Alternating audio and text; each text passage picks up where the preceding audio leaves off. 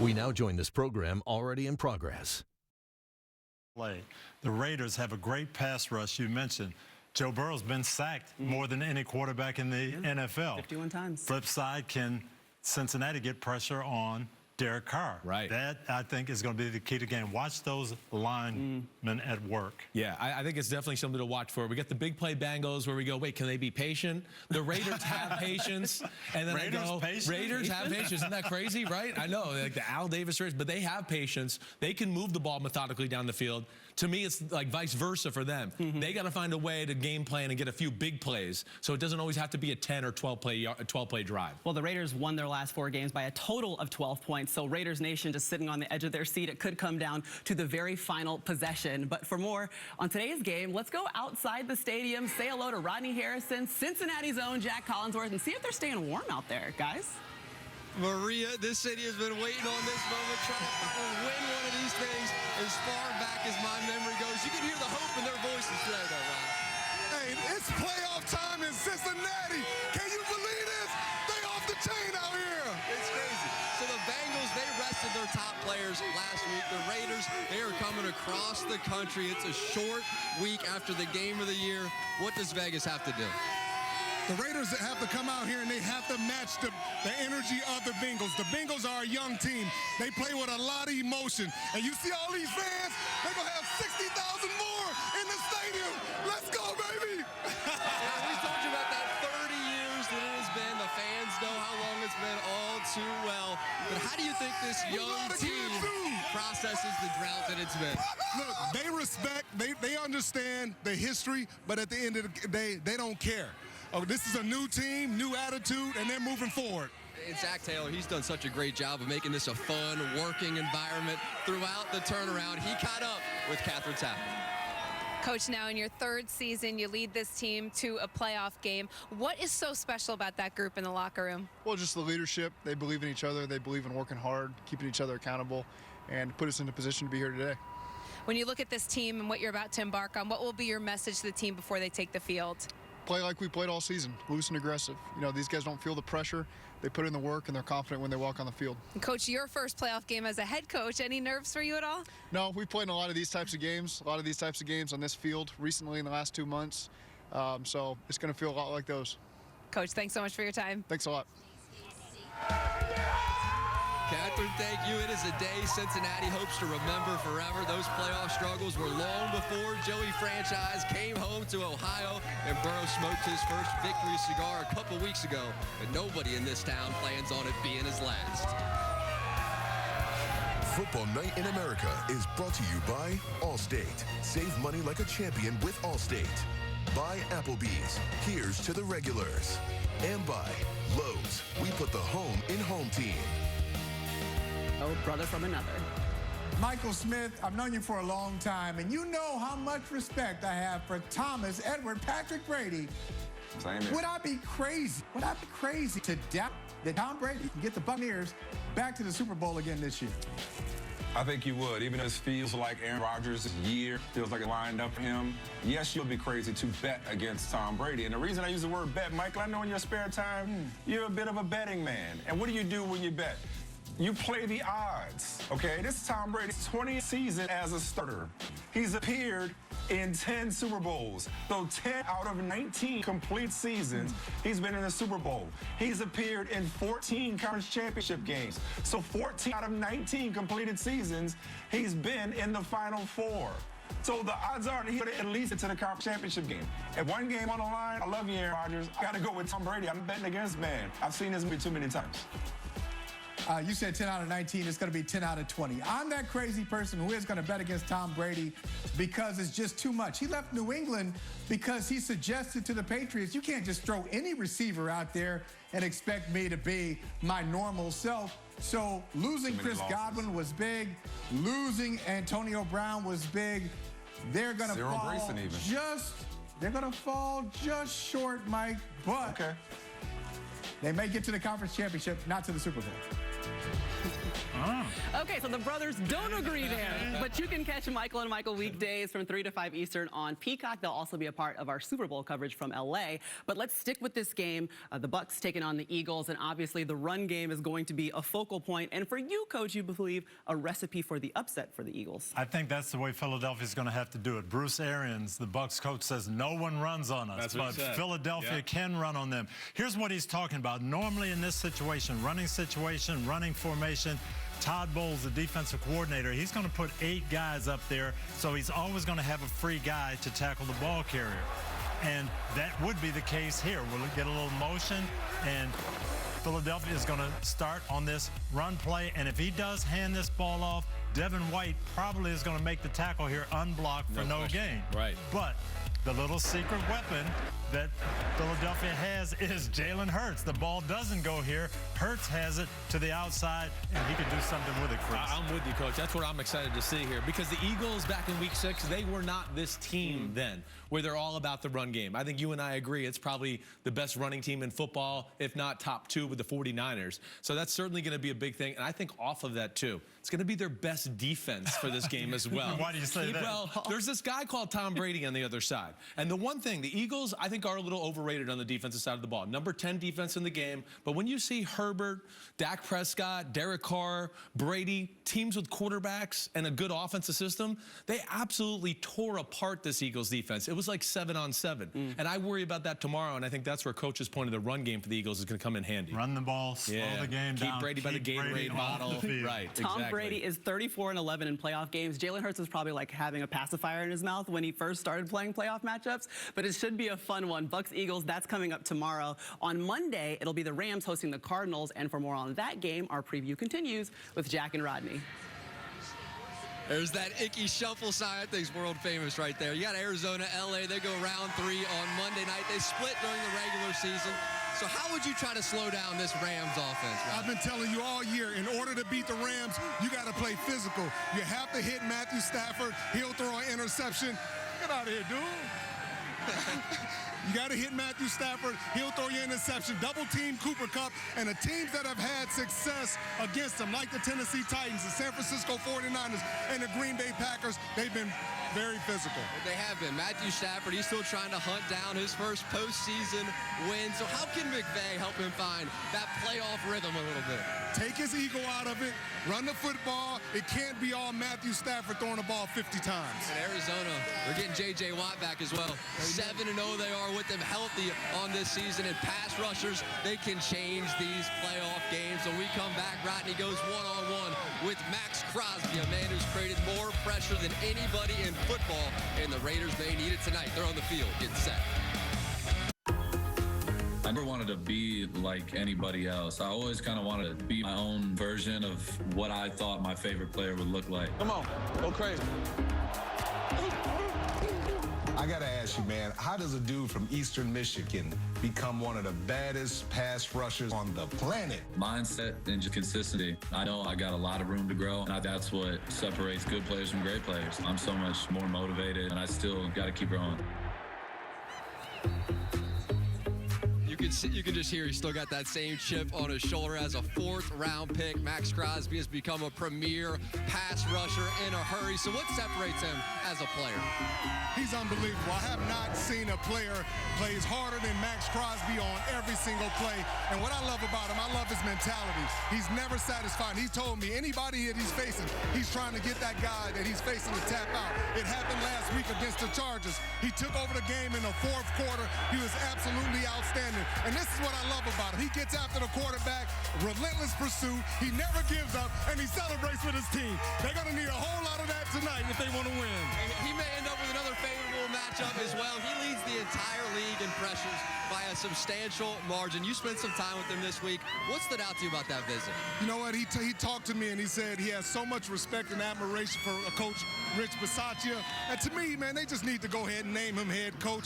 We talked to several players. They told us the same thing, Jack. Jack. Talk to Hunter Renfrow. He said it's about time they dropped that interim tag from his title. right. I feel like winning this game tonight will go a long way in doing that. Maria, back over to you. All right, thanks, Jack. Rodney, let's stop letting the fans run across the middle while you're out there.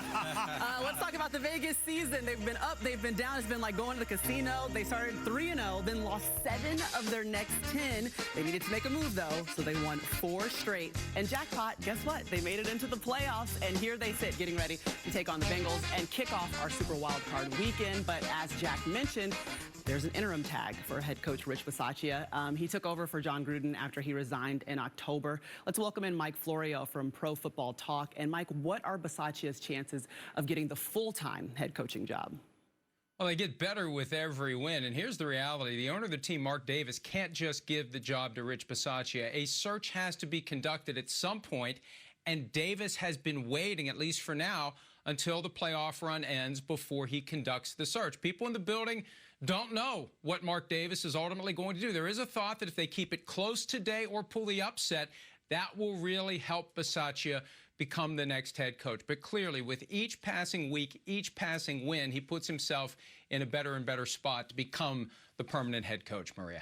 All right, thanks, Mike, for the insight. And for more insight on Rich Bisaccia, obviously, Coach, you've been around him in coaching circles. You've actually had him on your coaching staff. But what does he add to a locker room? What is his impact? You know, Maria, people think head coaching is X's and O's. It's not. It's bringing people together. It's motivating people, and it's creating culture. And Rich Bisaccia does that. Derek Brooks played for me in Tampa, Hall of Fame player. He said he used to go in the special teams meetings when Coach Bisaccia was there because the guys came out of it so fired up. He said, I'm not on special teams, but I want to hear what's going on. That's what Rich brings to the table. I used to try to help out during special teams periods because I wanted to go help Rich Bisaccia. Other than Mike Tomlin, who was down there in the Tampa Bay Buccaneers coaching staff, is the greatest communicator I was ever around as a player in my 8 years. He was one of those guys, a short list of guys where when Rich Bisaccia moved on for the Tampa Bay Buccaneers, he just went, he's going to be a head coach one day. He's got that way with the players, to Coach's point. I mean, the circumstances in which he's overcome obstacles this year are unbelievable. They got a good thing going there right now. They got good coordinators. They're a few players away from being really a really solid football team. I hope they stay with them. We interviewed Darren Waller when we had them on the last time, and he said the reason why we're in this position is Rich Bisaccia. Plain and simple. It's his 39th year as a coach. His first season, though, actually being able to hold on to that head coaching position. Well, we mentioned a lot of those close wins for Vegas that Rich Bisaccia was able to help coordinate. Daniel Carlson is a big reason why. Remember, he kicked the game winner in OT against the Chargers. That was his 5th walk-off field goal of the season. Just get him close, right? Keep it close. Just keep it close, okay? That kick, of course, prevented the tie, which means that it kept the Steelers in the playoffs. It took the Chargers out. So guess what the Steelers fans did? They started donating money to some of the organizations that Carlson... Steelers fans bonding with the Raiders? Right. Yes. What's going on? Carlson was tweeting out on Monday that Pittsburgh fans have been donating to organizations he supports, and he said he loves the adrenaline that comes with some of those big kicks. So a key player for Vegas. Yeah, Carlson, he's getting ready. Just keep it close. He's clutch. He's one of the best in the game. Aerial skiing is as close to flying as you can get. Doing a bunch of flips and twists, and it is amazing when you stick that, and it's just such a unique feeling. If you were to go, 80 miles an hour on a bumpy gravel road and stick your head out the window, that can be what it feels like. The reason I'm willing to go that far into the pain cave is because then I know, without any doubt whatsoever, that I've left no stone unturned. We are now less than 3 weeks away from opening ceremony of the Winter Olympics. And earlier this week in Austria, 3-time Olympic medalist Michaela Schifrin won her 47th World Cup slalom race to set an all-time record for wins in a single discipline. The Colorado native is one of the best all-around skiers ever, and she expects to compete in multiple events in Beijing, where she could leave with more career Olympic medals than any American skier in history. Back in Cincinnati, it feels like winter for sure, where one of these teams will be ending a long postseason win drought. It's the Raiders that haven't won a playoff game since their Super Bowl run 19 years ago. And one of Vegas's top players is their running back, Josh Jacobs. He spoke with our Catherine Tappan a short time ago. Josh, you played for a national title every year at Alabama, so you know and you're familiar with the big stage, but this is your first NFL playoff game. How does this one stack up? It definitely has a different feeling. I told people that last game probably was the most exciting game I've ever been in. Being year 3 to be able to come in and play the playoffs, man, it's a huge honor. I know a lot of people don't get this opportunity, so I'm just trying to make the best of it. The last time you played the Bengals, you were held to 37 yards on the ground. What makes this defense so tough? I mean, up front, they got a good defensive line. Linebackers is fast, they feel, and the back end, they can tackle. So this is definitely going to be a battle today. But since that time, what has changed with this Raiders team? I think the morale of the team, the attention to detail that we put in each day, a lot of people being healthy this game compared to last game. I mean, it's going to be a good one. Well, Josh Jacobs has been a good one. He's had 2 100-yard performances over the last 3 games. But this Bengals defense is top 5 against the run game, so certainly will be a battle of 2 very big focal points. But let's talk about another game where the run game will be critical. That's Dallas taking on the 49ers. The 49ers are 7th in the league in rushing, averaging about 127 yards per game. And the Dallas Cowboys, they remind me of some of the teams I had in Indianapolis. Dynamic, quick striking on offense, fast on defense. But we had some problems and people ran right at us. And I think that's got to be the San Francisco strategy. 6 times this year, Dallas has given up over 125 yards rushing. Right. They're 2-4 in those games. If I know that stat, Kyle Shanahan has to know it, right? That's right. I mean, he's one of the best run game coaches in football, and their run game has taken off here down the stretch of the regular season. I think Coach makes the point, and I agree with him. And I think if you look at it and go, man, the 49ers, they control this game with the run game and have the Cowboys play from behind. I don't know if that's what the Cowboys want. Can the Cowboys defensive line? This defense is good in Dallas. It's not great, but they got a lot of playmakers. And their D-line, can they mess it up? Can Randy Gregory, Marcus Lawrence, Micah Parsons, all these freaks of nature they got out there, can they ruin that Shanahan run game? If they can, they got a chance to win this football game for sure. Well, they're awesome against throwing attacks and people that just have to drop back and throw. But who is going to get to play their tempo? Who's going to create their style? San Francisco, will they slow it down and pound it, or will Dallas make it a fast break type game? So we'll see who is able to inflict their will on the other when Dallas and the 49ers face off. Well, we are getting closer and closer to kickoff in Cincy. The Raiders' leading receiver is Hunter Renfrow. He had 2 touchdowns last week to help Vegas clinch their playoff spot. And Renfrow spoke to Jack Collinsworth this week about what makes him such a unique player.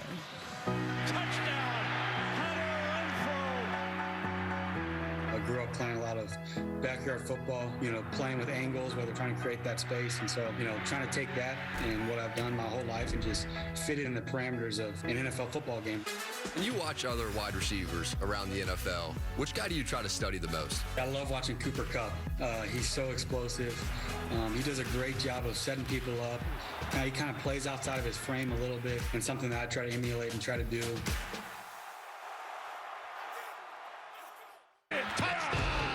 Everybody used to laugh at us on the schedule, be like, oh, we finna play the Bengals. It's just that week. The Cincinnati Bengals clinch the AFC North. And now they ain't laughing, ain't no playing and joking no more. They know what's going on, they know how we coming.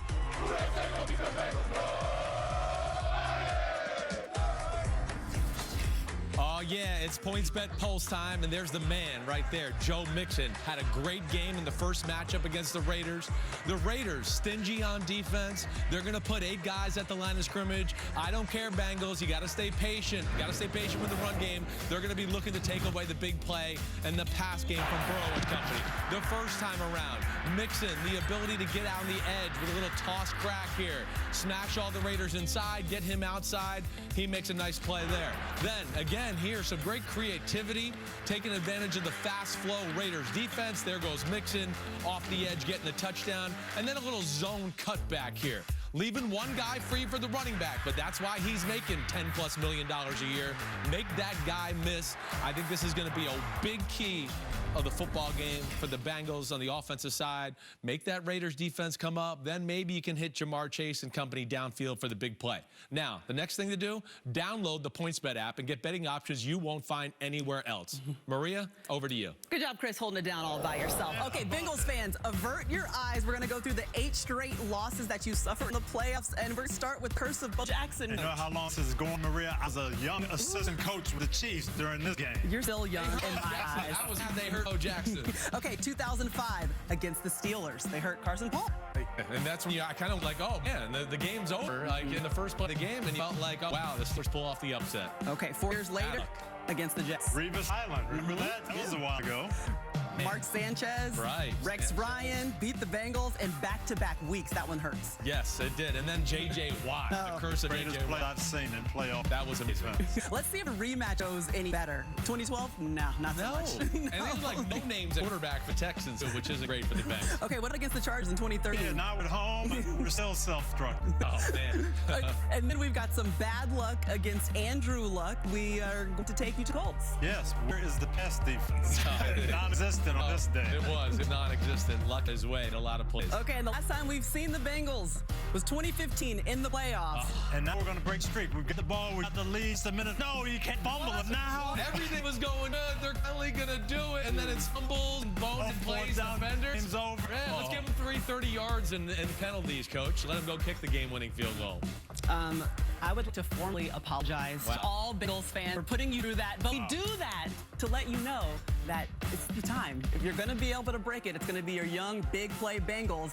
And it might not look like the way it ended in 2015, that 2-point loss to the Steelers. Oh, that is a heartbreaking loss. That was. Okay, so Cincinnati is hoping to end a streak against the team that started it over 3 decades ago when a lot of their big players were not even born yet. But also in the AFC, the Bills and Patriots will play for the 3rd time this season later tonight. And tomorrow night, the Steelers visit the Chiefs, where Patrick Mahomes and company will start their quest for a 3rd straight trip to the Super Bowl. So in broadcasting, we call it like staying on script, when you're just like reading off your teleprompter and doing that. You might be the one quarterback who is, there's no such thing as a script. Like, we never know what's going to happen. Everything you got, the guy beside you every single play. How do you balance being patient with the Mahomes magic and great off plays that we see you make on Sundays? It's still hard. I still battle with the coaches about it. I try to find the best way to just help our team out. And there's times where I still get a little too aggressive. We need more. One play at a time, dominant. A little too freelance. What a ball by Patrick Mahomes. A little too scramble outside the pocket. Mahomes able to move. Who is right? It's about fine line of when to stay in the pocket and be the normal quarterback, I guess you would say, and when to freelance and be who I am. I love that, a normal quarterback. What kind of quarterback are you? I like to say that I'm a little bit of everything. Yeah, I'm going to keep calling. I can do pretty much what's needed to be done or to win, and more than a quarterback, I just like being a football player, someone that's trying to win no matter what. For this stadium, play everybody! Can you help laymen and women understand how difficult it is to make it to back-to-back Super Bowls? Tom's kind of spoiled everybody. I think that he just get to the Super Bowl every single year. I think I found out a lot after this last Super Bowl of how tough it is just to get to the Super Bowl and to win it. Great drive. We just got to get down the field. I understand to have a special group of guys around me, and so I just don't waste these opportunities of being in the plus with these guys and have a chance to have this team get to another Super Bowl. Definitely want to thank Pat for his time. The normal quarterback versus Mahomes magic is going to be something that he's constantly balancing, and he's walking the fine line, Coach. I'll let you get to it. But he threw for 258 yards and 3 touchdowns against the Steelers. So that's why we have today's Next Gen Stats powered by AWS. It's going to focus on Mahomes' short passes in Week 16. He was 17 for 18, 13% over expected against the Steelers. How was he able to do it? Well, he was patient, and that was one of the things that, of course, he talked to you about it. He talked about it all year long. He gets a little too aggressive, leaves the scope of the offense. This game, he showed he had the ability to do that. Yeah, Pittsburgh using all those deep drops, take away the deep throw, and he went to his underneath receivers. When they were open, he delivered the ball to them and let them work. Yeah, it's been a flaw for him. He's wanted to make Mahomes magic happen too much this year, and it's gotten him into some issues. But here, even again, in the pocket, hey, little sidearm throw, short crosser, hits that.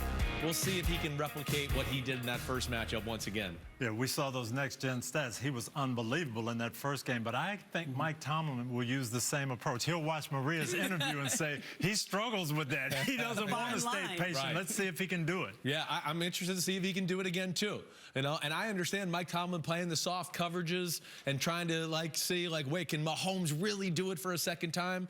But what I would say is they better have a plan B. In case he does show this patience once again, that they got to do something, again, to pressure him, make him feel a little bit uncomfortable, take some calculated risks if they want to pull off the upset in Kansas City. And look, Patrick Mahomes has looked very comfortable over the last 5 games. 70% completion rate, over 1,400 yards passing, 12 touchdowns, 1 interception. So he's feeling good, feeling great going into the playoffs. Normal quarterbacking. All right, let's get into our normal guys. Jack and Rodney out in Cincinnati.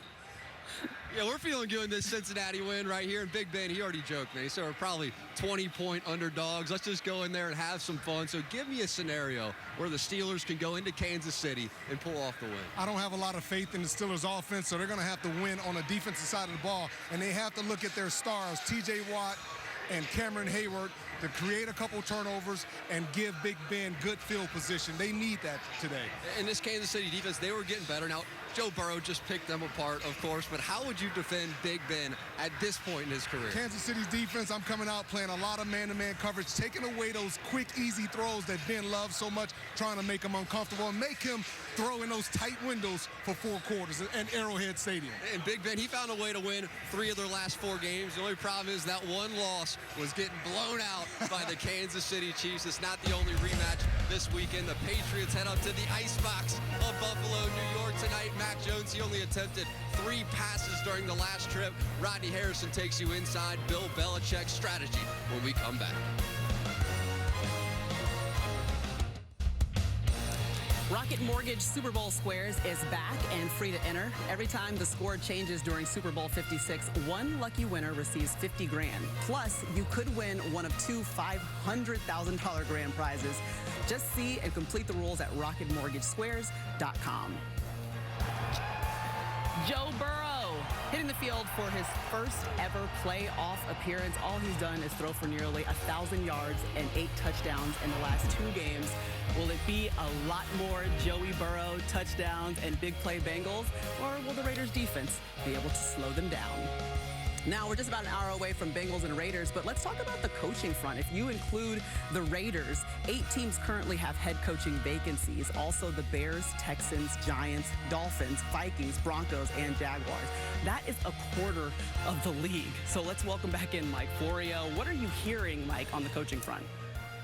Well, I'll start with Brian Flores. He was the surprise firing on Monday by the Miami Dolphins. He's already interviewed with both the Bears and the Texans, and I would expect him to take some time, explore his options very carefully. He wants to make this next decision the right decision. He wants to get to know very well any team he may be working for. And meanwhile, Michigan coach Jim Harbaugh continues to hover over this entire process. No teams have officially interviewed him yet, but I'm told he is very interested in coming back. He's 58 years old.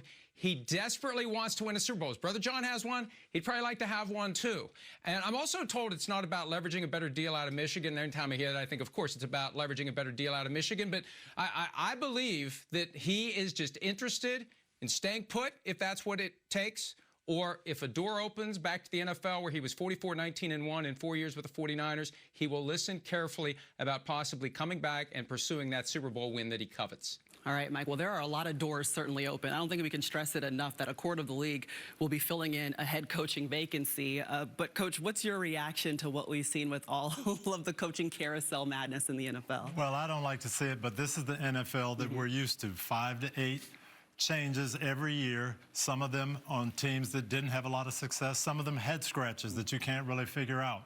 And right now, we only have one African-American head coach in the National Football League, which is ridiculous. But we can't overreact to that and say, oh, we've got to have this many minority hirings. No, we've got to hire the right people.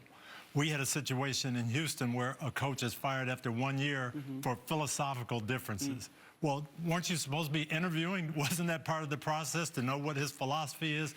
No, owners, take your time in this process. There are a lot of great coaches out there, a lot of great minority coaches, but there's a ton of coaches. Hire the right people in the right spot. Let's get this right. Yeah, right. Do your due diligence. Get these guys right. Get the right people in the right spots. The thing that I'm interested in, Maria, you know, it's a weird year as far as the 8 openings you talk about, but I look at 4 of them where usually when we're talking about, hey, we need a new head coach, it's like one of those, hey, we we got to blow up the roster. You look at like the Vikings, the Dolphins, the Bears, and who else am I missing? The Broncos. I look at all those teams and go, they're not far off. I mean, the Broncos, Vikings, and Dolphins just missed the playoffs. The Bears got Justin Fields. So there's some places there where I think you get the right coach in there, and to Coach's point, they're right back in the playoff conversation next year. And I just have one problem, too, with this whole process. It's so tight and so fast. I've talked to a couple of assistant coaches who are coaching in these games this weekend, and they want them to interview Sunday and Monday.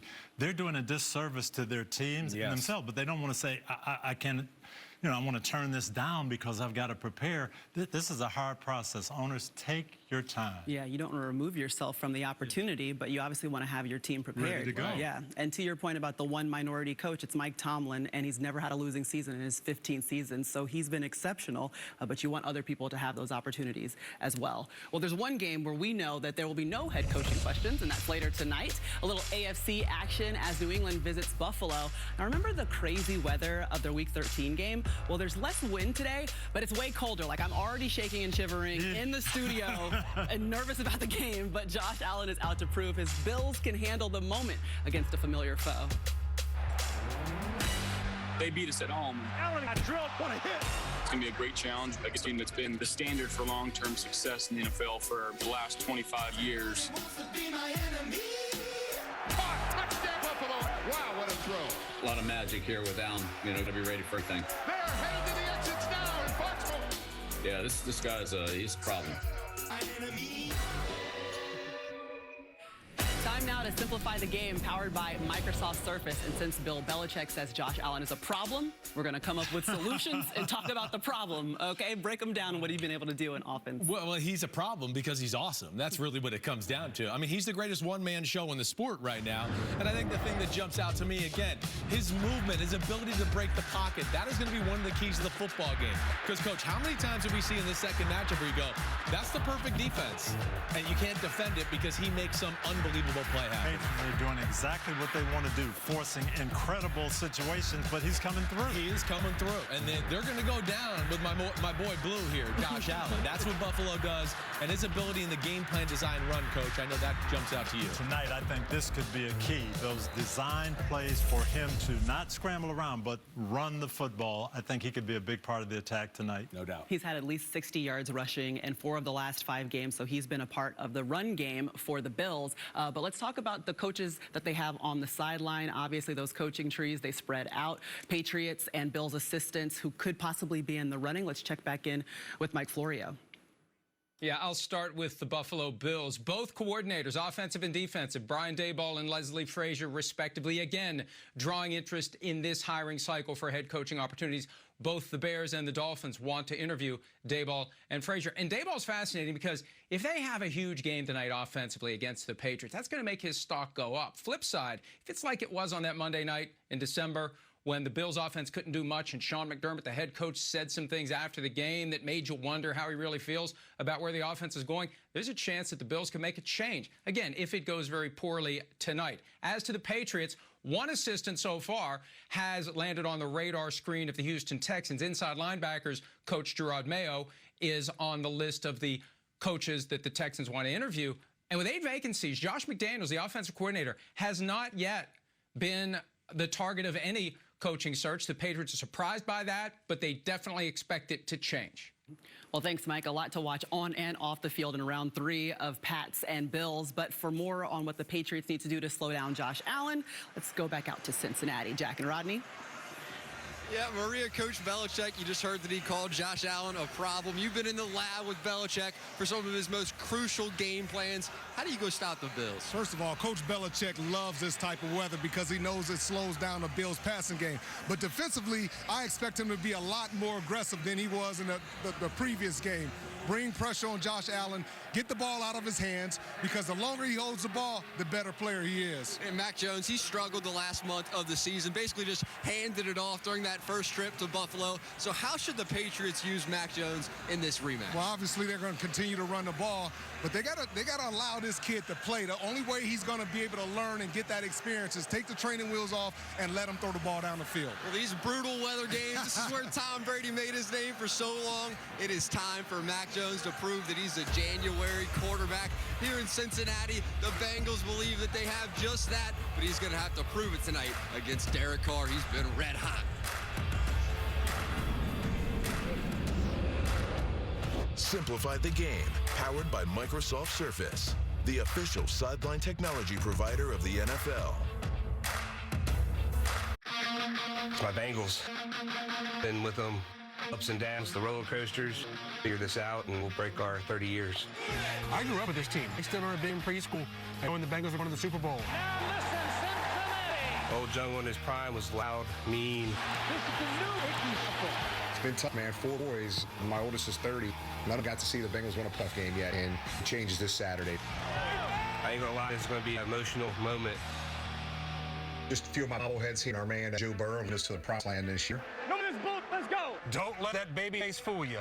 He's what this city needed. He's got the swagger, he's got the skills. We always have hope with Burrow.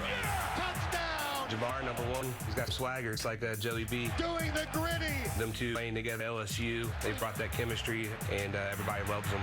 Come on, let's go. Let's go. I think he's gonna lead us to many playoffs and Super Bowl wins. They can't beat anybody. Up on the Bengals bandwagon. All right, Bengal Jim, Big John, and Tony the Tiger, along with all the other Cincy fans, have been waiting just over 3 decades for a playoff win. But Captain Obvious knows that they're ready for this opportunity because they got a young buck in Joe Burrow, who wasn't alive the last time they got a playoff win, but he's from Ohio. He became a superstar at LSU.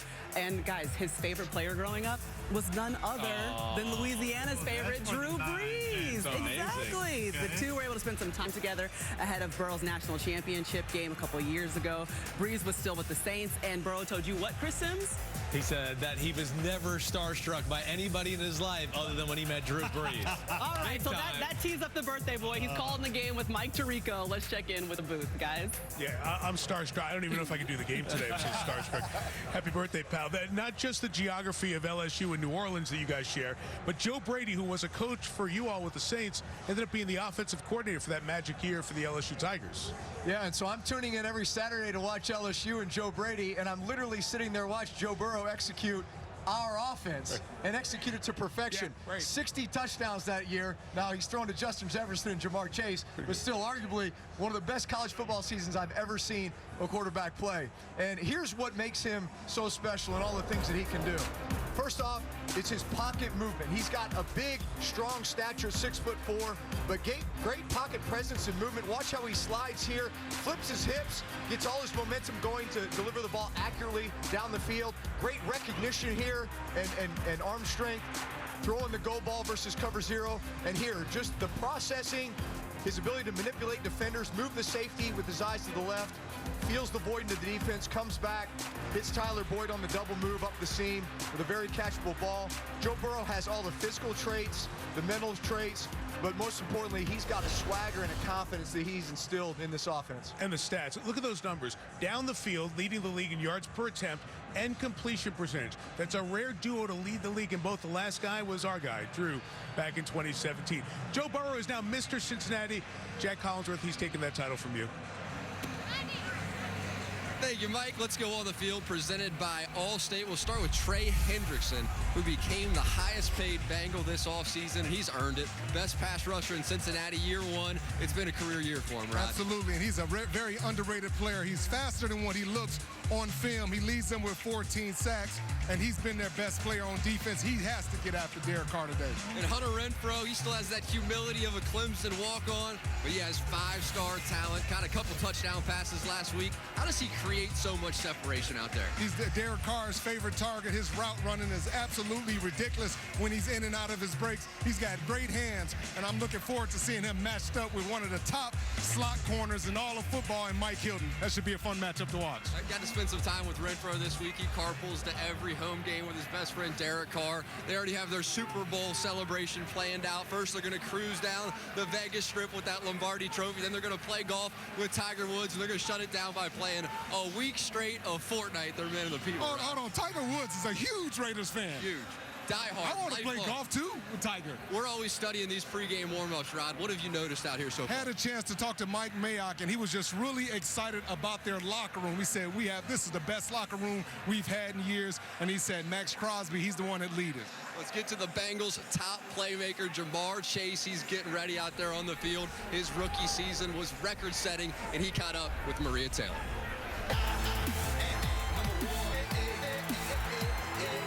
When you look back on the regular season, give me some plays that you can say, whoa, like I want to put on my rookie highlight reel. That third down catch I had last game. Chase has got it. Unreal. My deep catch in Detroit, I want to say I like the route. My breakaway catch from Kansas. Numero uno. There's many more clips I can say, but I'm not going to go that far. Number one.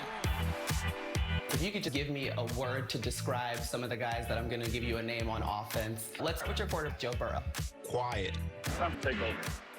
When we're not on the football field, it's just quiet. T. Higgins. T. Higgins, goofy. Jackson. Mixon is the hypest guy I know. It's inevitable that this man is the rookie of the year. And there's only more to come. I got to take you back to the locker room celebration. How does it compare to having a cigar after a national championship with your quarterback to headed to the playoffs in the NFL as a rookie? We'll see how these playoffs go this round.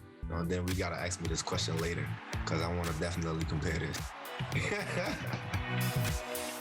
Right, if you win numero uno, I will be asking you more questions because you're still playing in the postseason. Okay, since I asked Jamar Chase for his top three plays, then I figured we should give our top three plays. Chris, let's start with you. Okay, let's start. I mean, first off, we know the guy can run by you, go deep for touchdowns, but this is what I also love about his game.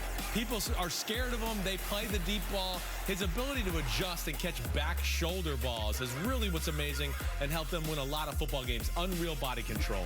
Well, this might be my favorite play because it shows that he's a complete football player. Here he is, Coach. Yes. I like the hustle guy. He is running, he's hustling, and block, not just a block, but a destroying block, and taking joy out of it, helping his man, Joe Mixon, get in the end zone. Oh, my God. That is such a coach's point. What a coach he is. Give me the clicker. What Let me great show you hustle the that guy builder. has. I'm going to week 7 to him making plays against Baltimore. You like that? You like touchdowns? I mean, he spins off of like 3 dudes and takes it to the house. I mean, check out the durability, the strength.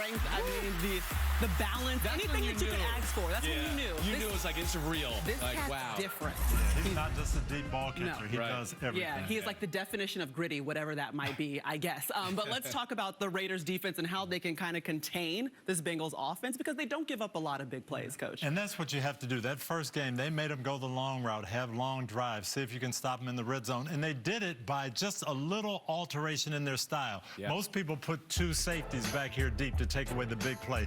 They didn't do that. They kept their safety in the middle, but instead of bump and run, they played off these guys, and they made them catch the ball underneath. And I think that is going to be something we're going to have to look for today.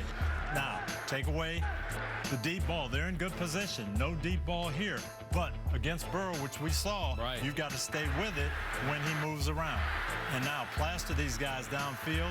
When he makes this throw, get somebody there to make a play on it. They did a great job of taking away the deep ball in the first game. No, they really did. He's going to have to be patient. It's going to test these young guys and see if they can kind of play that style of football. And when he does escape the pocket, like Coach is talking about, he's got to be aware of who's around him. Yannick Ngakoue and Max Crosby are coming. They strip-sacked him the first game, and they almost picked it up and ran for a touchdown. Right, that can be game-changing moments. Remember, Joe Burrow was sacked NFL highest 51 times on the season. Let's get back to the field before Coach starts breaking down more blocks. Let's go back to the field presented by Allstate. Yeah, we are not breaking down blocks anymore. Let's talk about T. Higgins, what we expect to see from him. Let's not forget about this guy. Again, over 1,000 yards, outside receiver, 6'5", Maria. Again, another guy that can go down the field to beat you. You throw jump balls to him, the 50-50 ball. It's not 50-50 to T. Higgins. It's more like 80-20 in his favor. I like those odds. You cover those 2 guys. How about Tyler Boyd as a 3rd receiver? Almost 1,000 yards for him.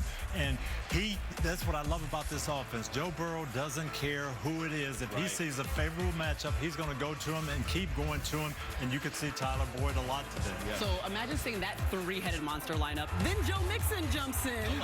3rd best rusher in the NFL. And we might run the ball exactly. Looking to make it happen in the playoffs.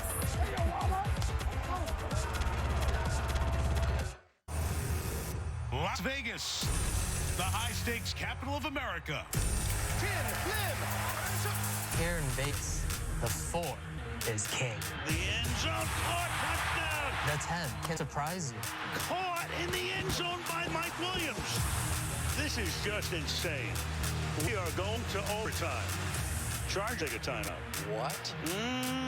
Yeah, I think the Raiders were playing, just let the clock run out, and the Chargers took the timeout. Wow. So it's going to come down to this. Snap good, hold good, and Raiders in, Chargers out. We got to see the biggest moment of Derek Carr's career on Sunday night. You could tell a trip to the playoffs just meant everything to him, just by the way he was warming up. He's been the rock for this franchise. What do you still need to see more of, though, from this Raiders offense? He has to get the ball to Darren Waller. Nobody on Cincinnati can defend him. He's 6'6", he runs like a deer, and it's just unbelievable. He can play in the slot, he can play out wide, and he's such a big target. He was standing next to us. He's 6'6", he's huge. He can go up, and then you can move him to the other side and put him in a normal tight end position and let him make plays down the field, Jack. And he came over here, he was making you look a little bit small. I was getting worried about you. He was towering over you, standing right here. I saw this kid in Atlanta at a gym, and I could not believe that a tight end was built like that. I mean, he was just so big and so lean and just so athletic. They need to get him the football. We got to spend some time with Josh Jacobs after that win last week. He told us that he views himself as the closer. He's our Sunday Night 7. How many total yards for him tonight? Well, hey, he's not 100%. He's got some sore ribs, but he runs extremely hard, and he's tough to tackle. He has to have a big game. I'm saying between 85 and 99 yards, he should have a big game. With $1 million on the line, you can make your picks along with us on the NBC Sports Predictor app. And even with that rib injury you mentioned, Jacobs has been taking over fourth quarters lately, Maria. That's right. Josh Jacobs coming off 132 yards rushing in that overtime win against the Chargers. So he's hoping for a big day, but it's going against the Cincy Bengals defense, who have 5 starters that were added during free agency. They've been performing pretty well. What do you expect to see in the matchup when they're on the field against it? Well, Cincinnati is playing very good defense, especially against the run. They held Josh Jacobs to 37 yards in that first game. I don't think the Raiders can take a repeat of that. They've got to get Josh Jacobs going early. Derek Carr puts up some great numbers, but I think this is a day you've got to run the ball to slow down that Joe Burrow-led offense. I would agree with that totally. The Raiders have been running the ball better down the stretch the last part of the season, so they're better in that area as far as the first matchup is concerned. The Bengals defense is good at all 3 levels. I don't think we see a weakness as a whole in any area. But I will say this, with Derek Carr, who's been phenomenal this season, he's been playing great. He can be surgical, high percentage passes. They got to find a few ways in this game to sprinkle some shots down the field. That's something they did not do the first time around. And I'll echo what Rodney said. Darren Waller, he's the key to their success. The Bengals had no answer for him the first time. Yeah, I agree. And Waller is a weapon in the middle of the field. You've got to use him. You've got to score touchdowns today. It's not going to be just keep the ball and kick field goals and win time. Field goals ain't going to be Burrow. You've got to score a touchdown. Yeah, and remember, Waller had 116 yards receiving against the Bengals in their first meeting. All right, coming up, we'll hear from Joe Burrow himself on his record-setting regular season, one that ended with the AFC North title, and a post-game treat that's really become his signature after a big win. When did you become like Johnny Cigar Guy? Is this something you actually do in your free time? Just on special occasions. I figured when a championship, whether it's our division championship or Super Bowl or national championship, I think we should smoke some cigars now. I don't really know any brands. Yeah. I just smoke whatever somebody gives me. Smoke them and got them. Joe Burrow has delivered as the #1 pick for Cincy. He's bounced back from a serious knee injury to set franchise records for passing yards and touchdowns. And up next, obviously, we're preparing for his first playoff start and the chance to make more Bengals history. 31-year playoff gap between wins. Do the players in the locker room care about that? No, we honestly haven't even talked about it all week. Yeah. We're just here having fun playing football with a bunch of friends in the locker room. You know, we're proud of what we've done and who we are, and we're going to go out there and give it our best shot. That's good, man. That's the sound on guys. Helicopter. I made it on the wing talk. And I heard you make some comments like you wanted to improve your arm strength. When did that light bulb go off? It's just something that I've always had to work on. My rehab process probably helped me a lot. I really focused on strengthening my hips and my glutes and my core. And that's where all the velocity comes from when we throw. your movement? How do you go about being so good in that area of game? I just kind of have a good feel of where people are in the pocket. I got the golden touch. And I just now started to get back to being able to make free runners miss, so that's exciting for me. Oh, I need a time. Burrow roll to the right. Unbelievable. Tell me about the relationship with Drew. Drew was my favorite quarterback growing up. I was actually a Saints fan in Ohio because of him. I'm not starstruck usually, but the first time I met Drew, I was a little starstruck. Kind of wanted to make sure he knew I knew football, so I was talking about our game plan and all that. Right. No, it's been great to get to know him. All right, that's good. So Joe Cool does get nervous every now and then. It just takes another superstar quarterback to do that. I love it, Joey Cool. We were all nervous trying to impress Drew Brees and make sure that he knew that we knew football. Okay, but he mentioned the fact that he is happy to be making free runners miss now. So he's got the velocity, he's got the accuracy, but the escapability, the ability to extend plays is impressive for him right now. Yeah, no, it definitely is. I mean, he's amazing in that department. He's a slippery SOB. That's what I always say about him. He's a natural in this department. And again, the thing that's amazing to me, what he told me is he doesn't care about rushers being free. He feels like I'm going to make a miss and still make a great throw down the field, Coach. You watch this tape, and it's not just about getting away, which is incredible, right, but on the move, then, under duress, making these accurate throws. Yeah, it is. He's got a great blend of assessing the pass rush, getting his eyes down, wait, is somebody bearing down on me? And then, oh, wait, I'm okay. Let me get my eyes up. Let me look at the coverage and now assess that situation. And, of course, he's as good as we have in the sport right now, making these off-schedule plays. Yeah, and to me, you look at this guy as a young quarterback, leading the league in yards per attempt and leading the league in completion percentage. Right. Reminds me of Peyton Manning. I had Peyton Manning when he was close to doing that, but some of those years he was getting sacked 10 times, 8 times. Joe Burrow is doing it under duress with not a great offensive line. No, I think that's the thing to watch out for today. I know you and I are both going to be keyed on that. It is not a great offensive line.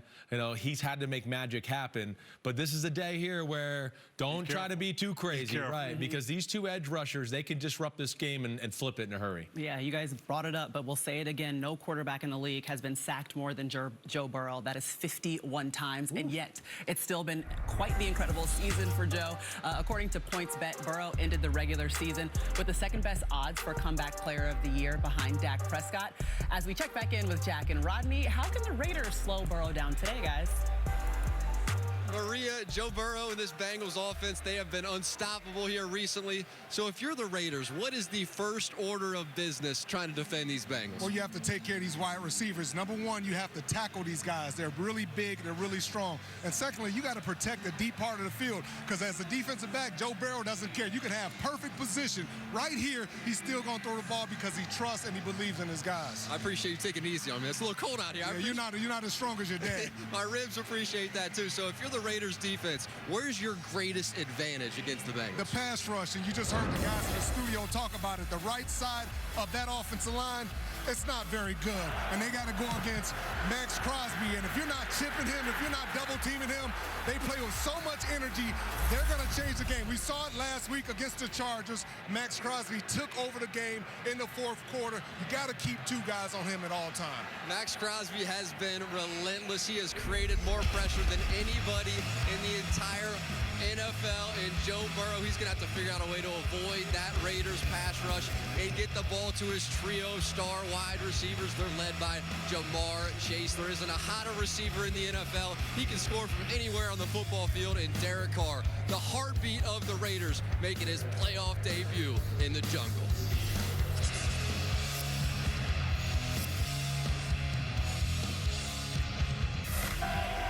Getting set for kickoff, and fans in Cincinnati are hoping that today is the day.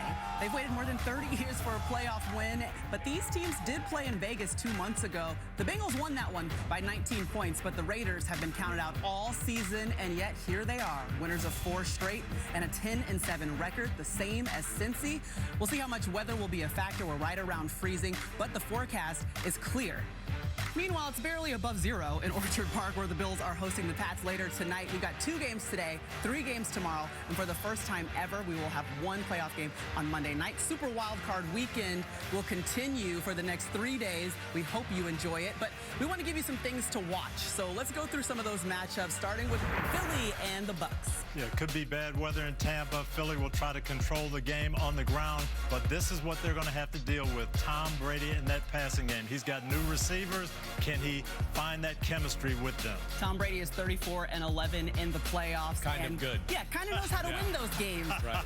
Dallas hosting the 49ers, Chris. I'm going to be looking at this Dallas defensive line. 49ers, probably the best rushing attack, most creative rushing attack in all of football. Can this Dallas defensive line, who's got a lot of talented players, can they mess the game up? Can they mess up Shanahan's game plan and make Garoppolo have to throw to beat them? What about the Rams taking on the Cardinals, coach? Can Kyler Murray create magic? Well, it's tough to create magic when you've got Aaron Donald just running through the whole team. I'll give you a hint. Do not single block this man. Please double team him. The Cardinals have lost 4 of their last 5, looking to turn things around in the postseason. What about Bills Pats, round 3? It's giddy up Josh Allen time. That's what it is, and that's what I'm interested to see. Can they contain Josh Allen? He made a few plays in the second matchup that were just remarkable physical plays by the quarterback. Can the Patriots contain him tonight and find a way to beat him and get the victory? All right, that's our game on NBC tomorrow night. Steelers and Chiefs. Patrick Mahomes is tough to blitz. He's so good against the blitz. So what's going to have to happen for Pittsburgh? T.J. Watt, Cam Hayward, you've got to create pressure, and then you've got to tackle these quick throws better than you did in the first game. All right, well, those are the matchups we expect to see, but we start off with this one right here. Cincinnati taking on the Raiders. It's the second meeting between these 2 teams. The Bengals beat the Raiders 32-13 in Week 11 in Vegas, but there's more riding on this matchup because you win or you go home or you stay at home if you're the Bengals. What is the one thing you want to watch out for in this matchup, Chris? I think is the Bengals youth, you know, the big play Bengals, now the playoff pressure. Do we got to live up to the expectations of exciting all the fans watching on TV? Can they be willing to play an ugly game and maybe have to win 20-17? You know, if they can show that patience, I think they got a good chance. And for me, I'm going to be watching the line play, particularly the defensive lines. I think it's all about pass rush today. Which line can create the most pressure on the other quarterback? Yeah. All right, Chris, we got 2 quarterbacks playing in the playoffs for the first time. Your advice to them would be what? Well, I would go just play within yourselves. You're not going to win it by yourself, that's for sure. Okay, well, keep that same mindset with the home team picks. It's time now for the home team picks, brought to you by Lowe's. We start with Jack Collinsworth and America's pick. Maria, 62% of the country's on the Bengals. The people of Cincinnati have been dreaming of a playoff win for over 30 years, but the locals believe this is the start of something special. I was born and raised right here. I feel like Joe Burrow's about to make it rain all over that drought. Welcome to the jungle, baby. Who dat? Why you take all day to make a pick? All right, I'm proud of the Bengals, and the Bengals did a great job this year. I'm a Bengals fan officially, but I've been a Raiders fan for a long time. I'm riding with the Raiders. They're underdogs, and they're ready to play. Look at them over there in the tunnel. They're ready. You're going to pay for that. Mike Florida, who you going with? Hey, you know, I worry about 2 things with the Bengals. First of all, they have no playoff experience on this current roster, not much on the coaching staff. And on top of that, they are prone to having some bad games from time to time. But I think they're ready under Joe Burrow. They don't care about the past. They care about right now. All right, I'm going to go with you, Mike Florio, the big play baby Bengals. I'm going to go with the Raiders because I think they're going to play with the emotion. They're trying to win for their coach. Right. I'm going to go with the Bengals. I think they're a little bit better, and they just have a little more versatility in the ways they can win the football game. I'm going Bengals in a close one. All right, only Rodney's going against us. Those were today's home team picks brought to you by Lowe's. Oh, Coach and Rodney. Yep. Yeah, we'll see who gets the victory. Guys. It's time, finally, for kickoff. The 2021 NFL playoffs are starting now. We started with 32 teams. Now there's only 14. Will it be the Raiders? Will it be the Bengals continuing their postseason dreams? This has been Football Night in America, presented by Allstate. Along the banks of the Ohio River in Cincinnati, it's 31 degrees, and it's been 31 years since the Bengals' last playoff win. That wait can end today as the NFL playoffs begin.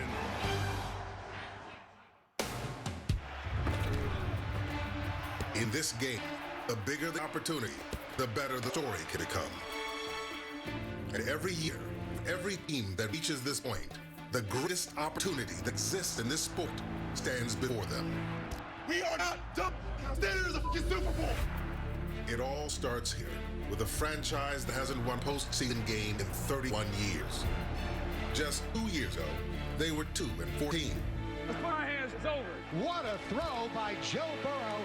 That was the time right there. That was before their swagger, their sizzle, and their skills changed everything. Ricky out of here, y'all know what time it is. Oh, great. It's Jamar Chase. Proof how quickly youth can fuel belief and how much belief can feed possibility. Their season appeared to be in tatters, drowning in chaos and controversy, but riding a series of wild finishes. Put it in the double collar, baby. Vegas bucked the odds and turned it all around. We going, baby. Now, here's their opportunity to keep such a remarkable story going. Jackpot, baby. Let's go to Cincinnati. It's 4 weeks of what might just be the greatest tournament in sports. 14 teams set to script tales worthy of a Hollywood ending. The NFL playoffs start now. Nothing bigger, nothing better.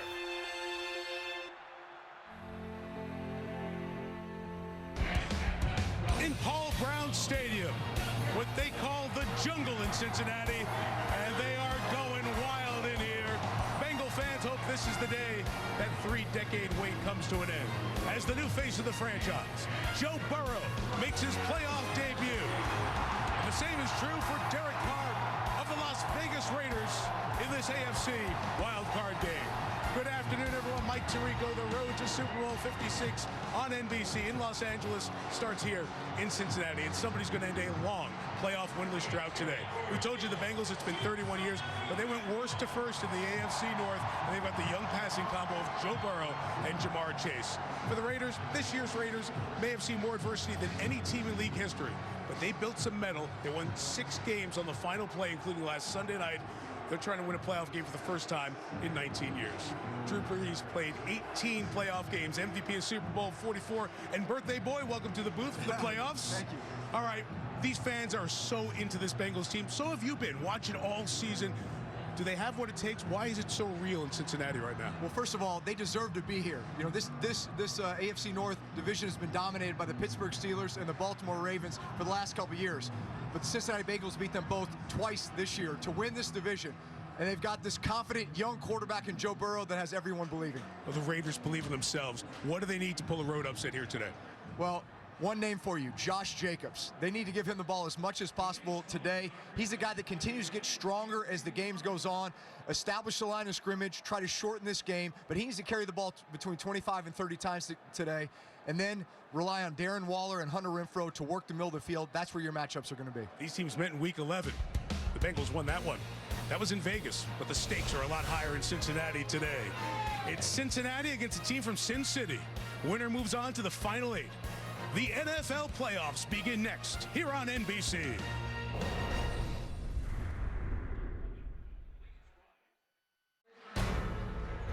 NBC Sports, home of Super Bowl 56, welcomes you to the following presentation of the National Football League. Back here on this great day in Cincinnati for the third all-time playoff meeting between these franchises. The Bengals have never won a postseason game here in Paul Brown Stadium. Catherine Tappan, just part of the history they are trying to change here today. Yeah, Mike, just how long has this Bengals playoff drought been? Well, the last time they won in the postseason, Seinfeld was on your TV.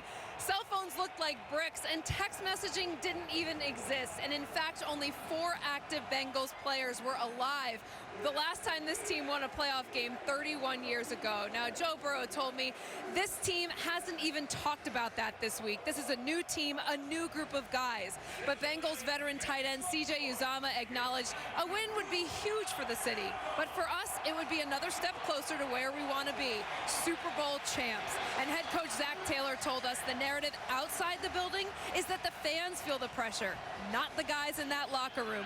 We embrace the history of the franchise, but this team has a lot of confidence. And he added, this Bengals team, there is a different feel in meetings and practice.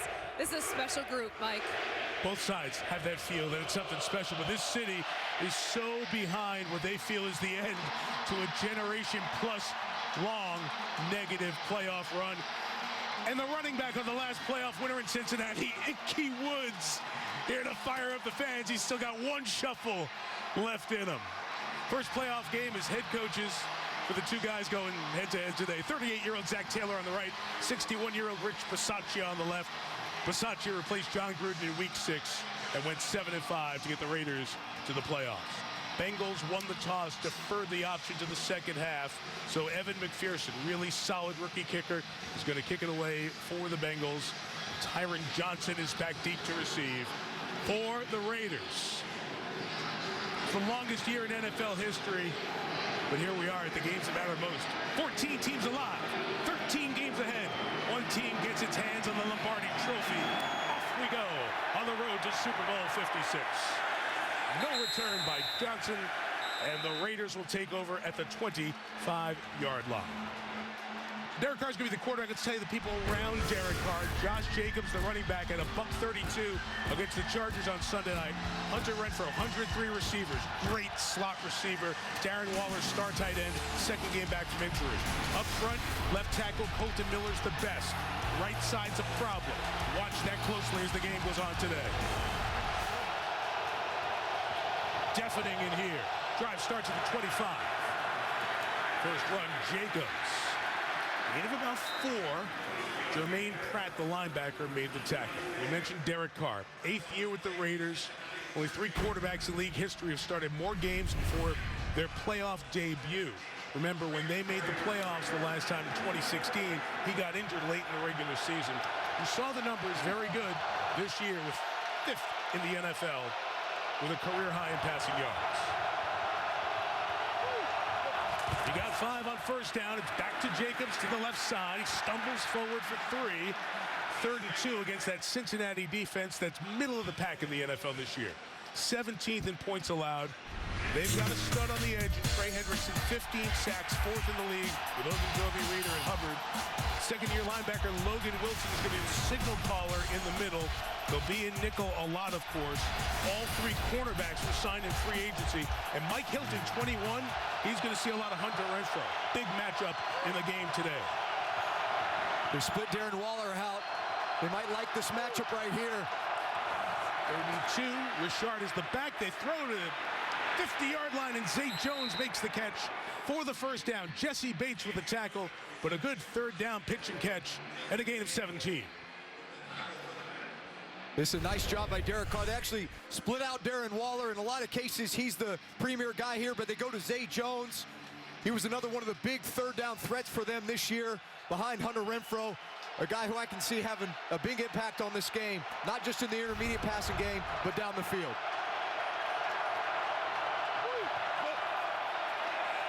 First down for Carr. He'll throw it to Renfrow. A catch to the 45. It's a gain of 5. And as advertised, Mike Hilton, the nickel corner, slot corner, going to see a lot of number 13 in silver and black today. That's really the key for this Raiders offense today, is rely on this run game with Josh Jacobs, try to shorten the game in that way, also just continue to dent the defense, and then work the middle of the field with guys like Darren Waller, Hunter Renfrow, and then when you have the big play opportunity down the field with guys like Zay Jones and Brian Edwards, you cash in. Second down, Jacobs. Looking for space in the right. Couldn't find much. John Simpson, the guard, pulled. Didn't get much of a push. And it's going to be 3rd down and 3. Second time on 3rd down, Jacobs comes out and Jalen Richard comes in. Saw him a lot Sunday night in the win over the Chargers. Mentioned all the personnel for the Raiders. Deshaun Jackson, veteran, 35 years old, number 1. Will be split to the top of your screen for 3rd down here.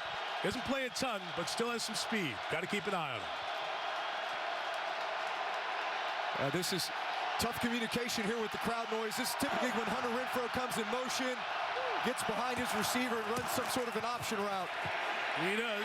Carr goes the other way. Waller juggles, hangs on, advances to the 35, and picks up a first down. So Darren Waller, sensational tight end, missed 5 games with a knee and back injury. Comes back in the lineup, big first down there. Yeah, this is really what the Raiders like to do on third down, is put Renfro in these positions where he can run option routes. He has 3-way go.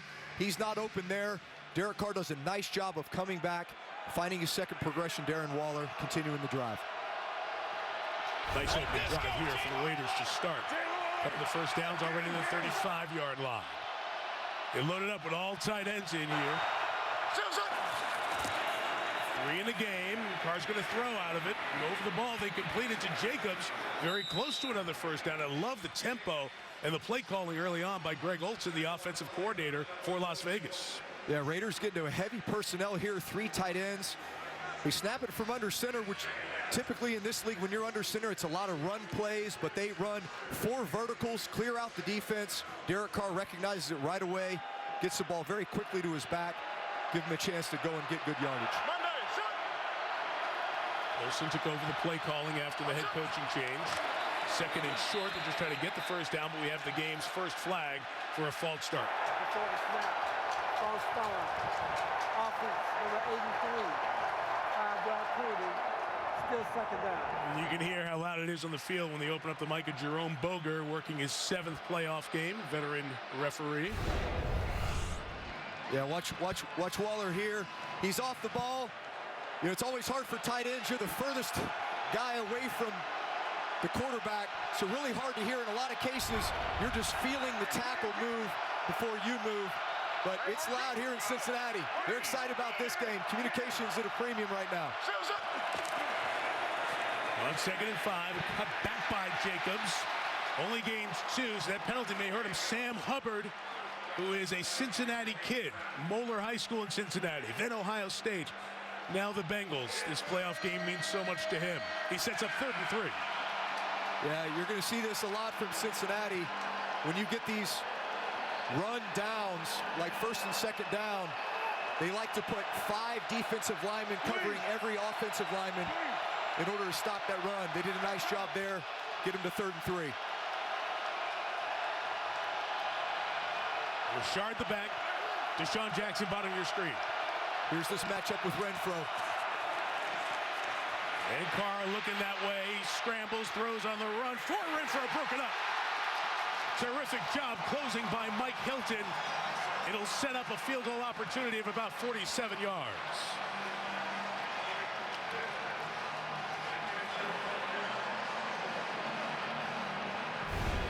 We're going to see this matchup all day. Renfro on Mike Hilton.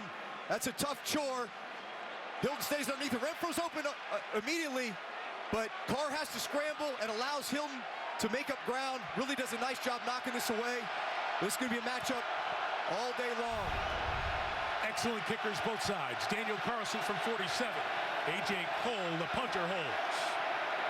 Into the wind. And nailed it. Good, solid opening kick by Carlson, who was tied for the NFL lead in points scored. Opening drive field goal for the Raiders. They score first. Burrow and the Bengals on the field next.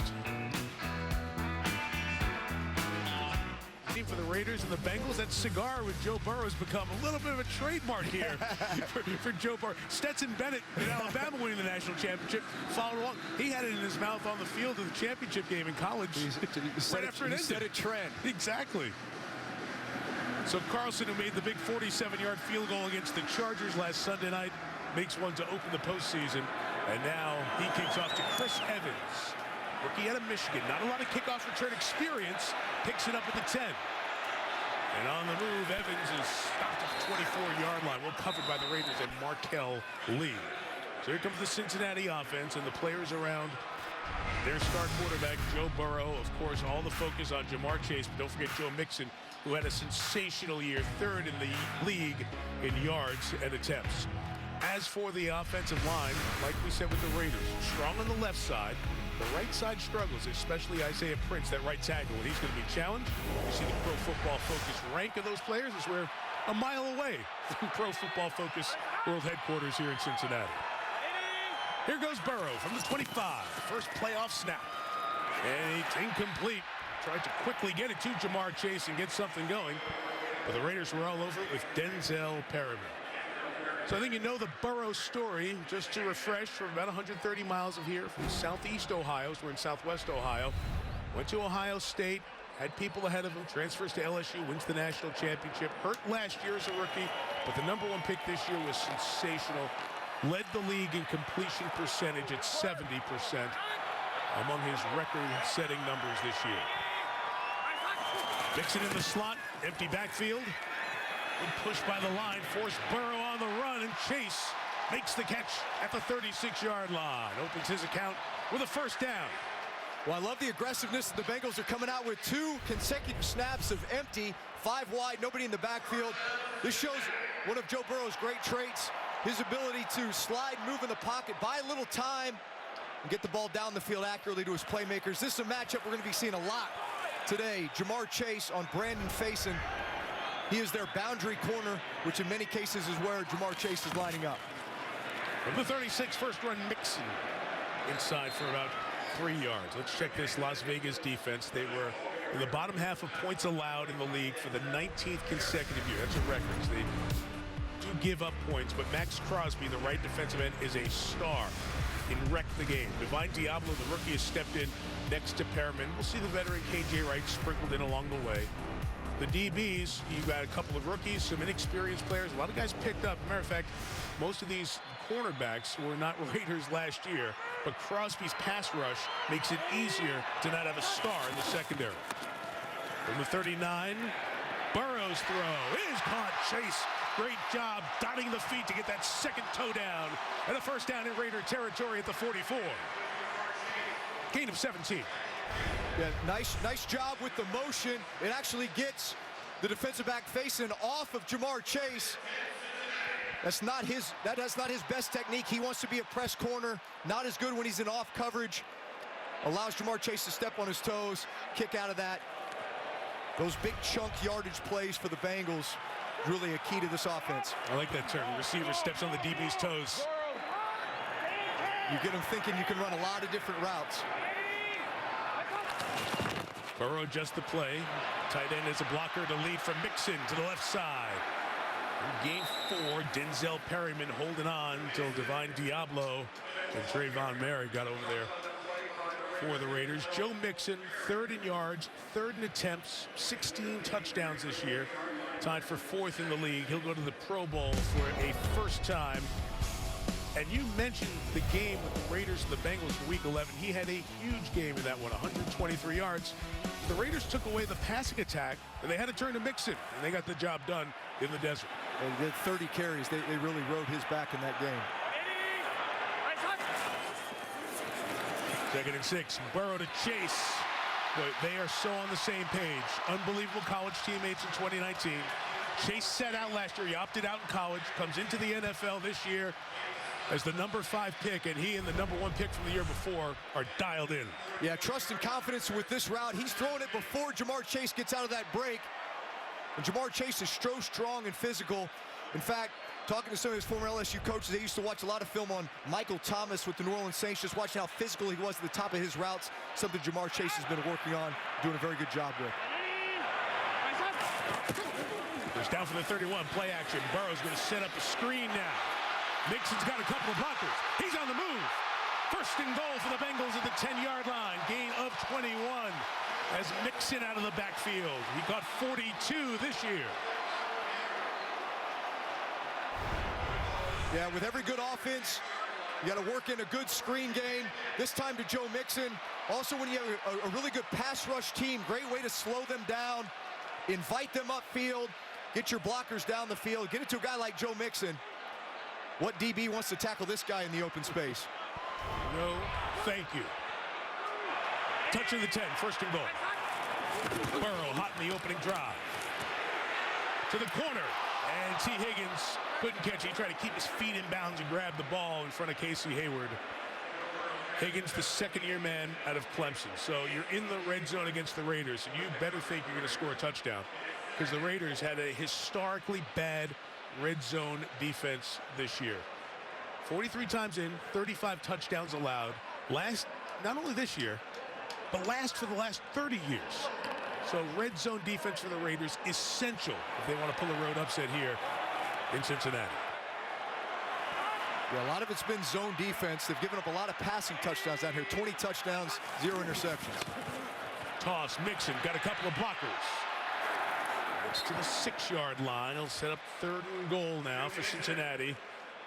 Already 10 minutes through this opening quarter. This is the opening Bengals drive. Yeah, watch Max Crosby. You want to know another way to slow down defensive ends? You crack block them. This is the second outside crack play that the Bengals have run. So you got to send a message very early that Max Crosby, we're not just going to let you speed rush upfield and run all these counter moves on our tackles because we know we'll be in for a long day.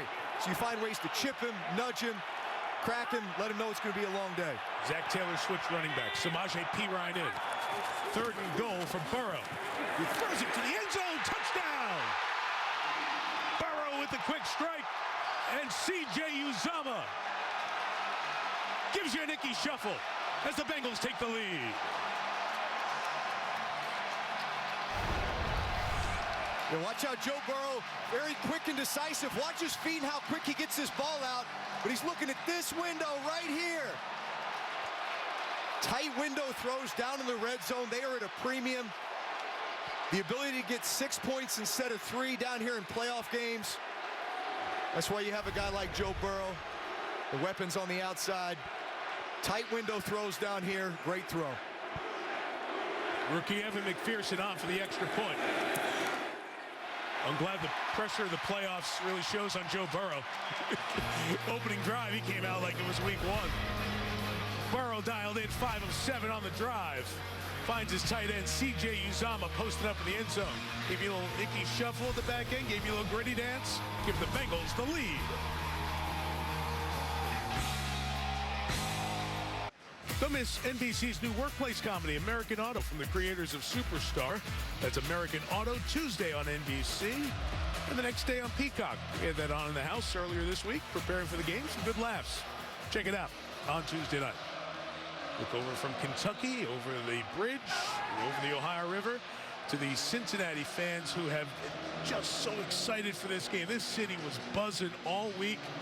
On the secondary market, this was the toughest get-in ticket as of this morning of the 6 wildcard playoff games. Tailgating started early, and the partying may go late into the night if the Bengals get that 3-decade-long playoff drought to come to an end. McPherson the kickoff. Johnson will let it go. And the Raiders will start their second drive of the wildcard game at the 25.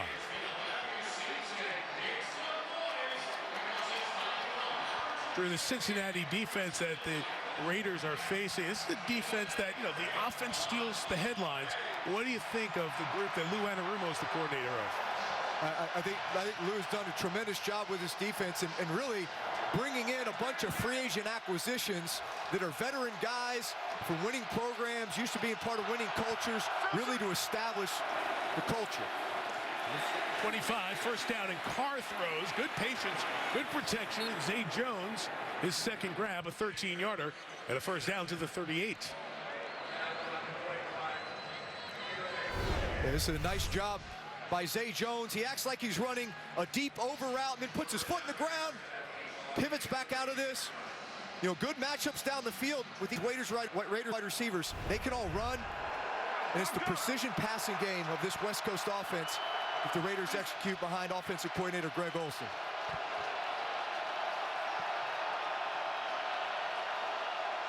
Three tight ends again, and this one is thrown away by Carr. He saw that Brian Edwards was covered and nothing to do. We're talking about this defense and the free agents that were signed to bring in to change the culture here. Look at this. It's Hendrickson, Ogunjobi from Cleveland, Wuzie from Dallas, Hilton from Pittsburgh.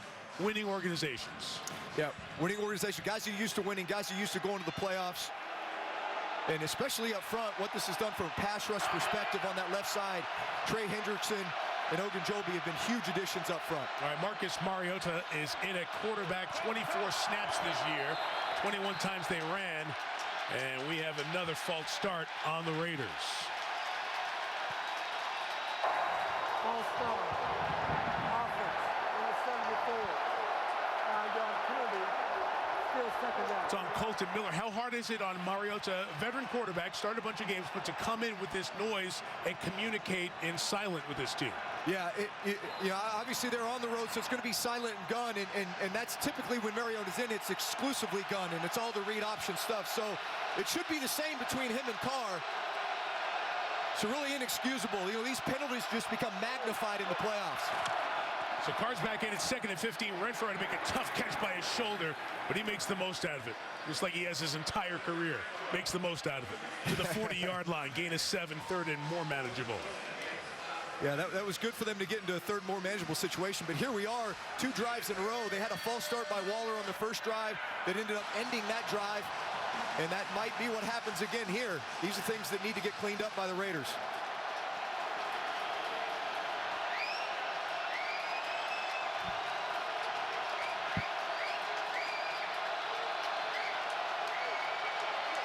Third and 8. Blitz comes from the Bengals. And hit from behind. The ball is loose. It's picked up by Ogunjobi. Larry Ogunjobi at the 15-yard line. Hendrickson forced it with the pressure off the edge. Ogunjobi scooped it. And the Bengals are in great position. Yeah, former teammate here, Trey Hendrickson. They're trying to block him with Foster Moreau. That's not a good matchup for them. Trey has speed to the outside. Gets the tomahawk chop to get the ball out. He's a guy who, especially on 3rd down, is going to speed rush, generate power, hit you with counter moves. He's got a ton of variety. But, man, when you need a big play, he came up with it for the Bengals right there. Was the tight end single blocking because of the pressure shown by the Bengals? Yeah, you keep a tight end in when you're going to max protect. They brought the back across, which told me, hey, they were ready to be in a 7-man protection, but you're not going to want to isolate your tight end on an elite pass rusher like that. Carr's had fumble problems. Massive mistake by the Raiders. Bengals opportunity. Mixon gains 5. Devon Diablo with the tackle at the 10-yard line. You mentioned the fumbles with Carr since 2014. The most fumbles and fumbles lost in the league this year. It happened 5 times. We talk about playoff football too. These penalties and turnovers are important in the regular season, but they're just magnified in the playoffs. You cannot give this offense a short field.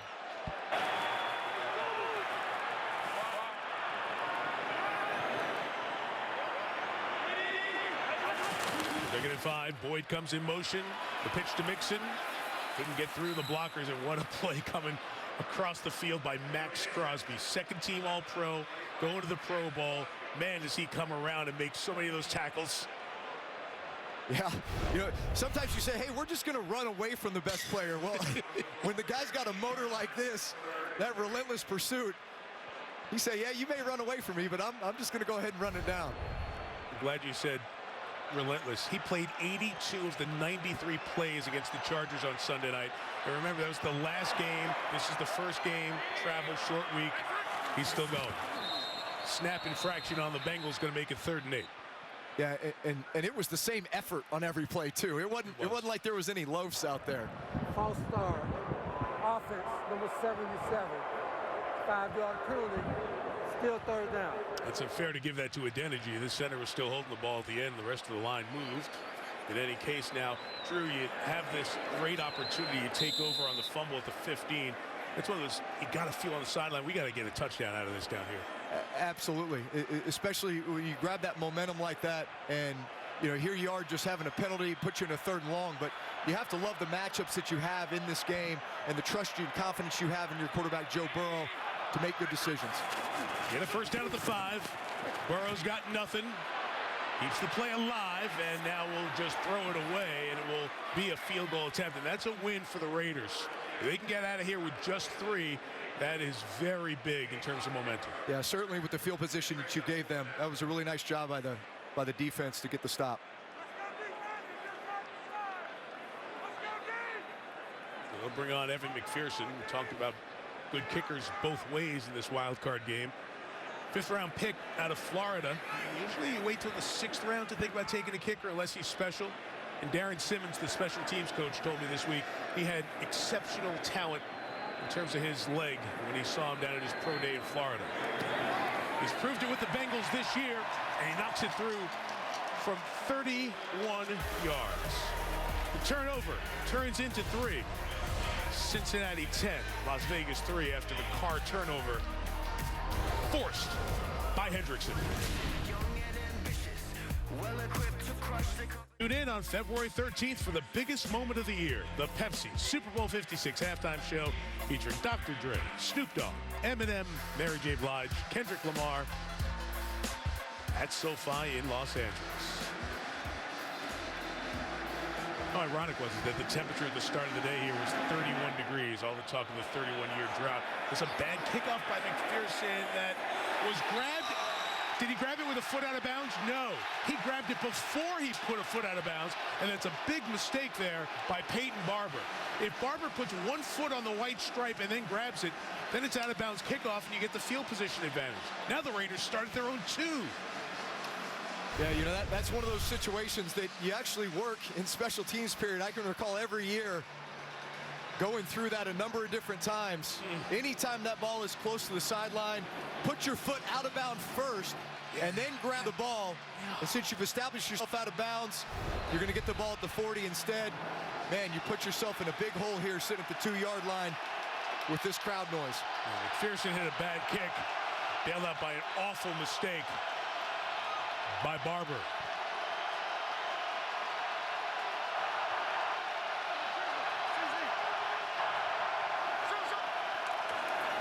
From the 2, trying to get out of the end zone. Jacobs dancing back there. He had to because there was nothing open. He was fortunate to get to the 4-yard line and pick up 2 on this, the start of the 3rd Raiders drive. Yeah, but Drew, you said it.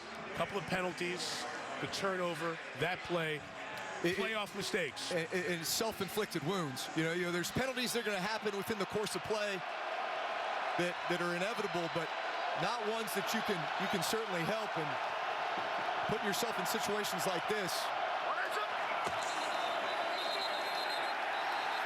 And another one. We'll go back to where the drive started at the 2. False start. Offense in the 75. After this to the goal, 2nd down. Earlier this week at his weekly press conference, Zach Taylor said he implored the fans, we need the jungle to be loud. Fans have waited a long time. 2015 last home playoff game. We need you. It's a difference, and it's making a difference so far. Yeah, listen, it's tough to go vocal cadence under center when you're tucked down in an opposing team's end zone area, because you've got all those fans right behind you in your ear. It is hard to hear. At the 2nd and 10 from his own end zone, Carr finds Waller. Good place to go to the 8-yard line. Jermaine Pratt the tackle as we get to the dying seconds of this opening quarter. You know, it's funny, it's counterintuitive, but you almost say, hey, I'd rather just get in gun. Everybody knows the rhythm of the silent count as opposed to trying to go vocally under center. So you notice they go to gun there just to try to get a quick completion, get them into a 3rd manageable. 3rd down coming up as we begin the 2nd quarter. After 1 in Cincinnati, Bengals 10, Raiders 3. And the AFC wildcard playoff continues from Ohio after these messages. 2nd quarter is set to begin. Our aerial coverage brought to you by Geico. Mike Tirico, Drew Brees, Catherine Tappan with you from Cincinnati as the playoffs begin. Patriots and Bills with another AFC wildcard game tonight. That's over on CBS. 3rd and 4 for Carr and the Raiders at their own 8.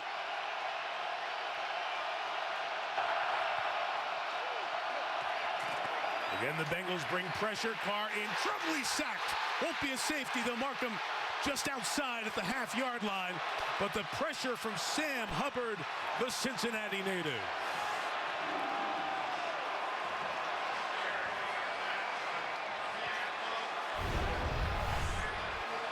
Nice job. Sam Hubbard actually goes off the ball and lines up in a linebacker position. They ran a game that allowed him to stunt. The center gets picked here as he's trying to come around to Hubbard.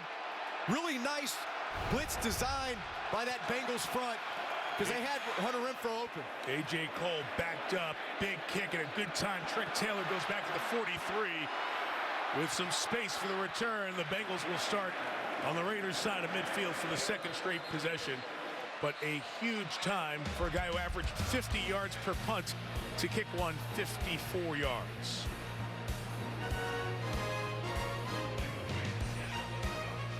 Just 5 yards on 7 plays the last 2 drives for Derek Carr and the Raiders offense. Turnover and then backed up to their own ones. That means back-to-back Joe Burrow drives start in Raiders territory. This one at the 45. Well, the first thing I notice here is that Max Crosby's not in the game. So I'm thinking as a play caller, you know what, their best pass rushers out. This is our time to take a shot. Ends with a run with Mixon to the left for 5 yards. Joe takes it to the 40-yard line.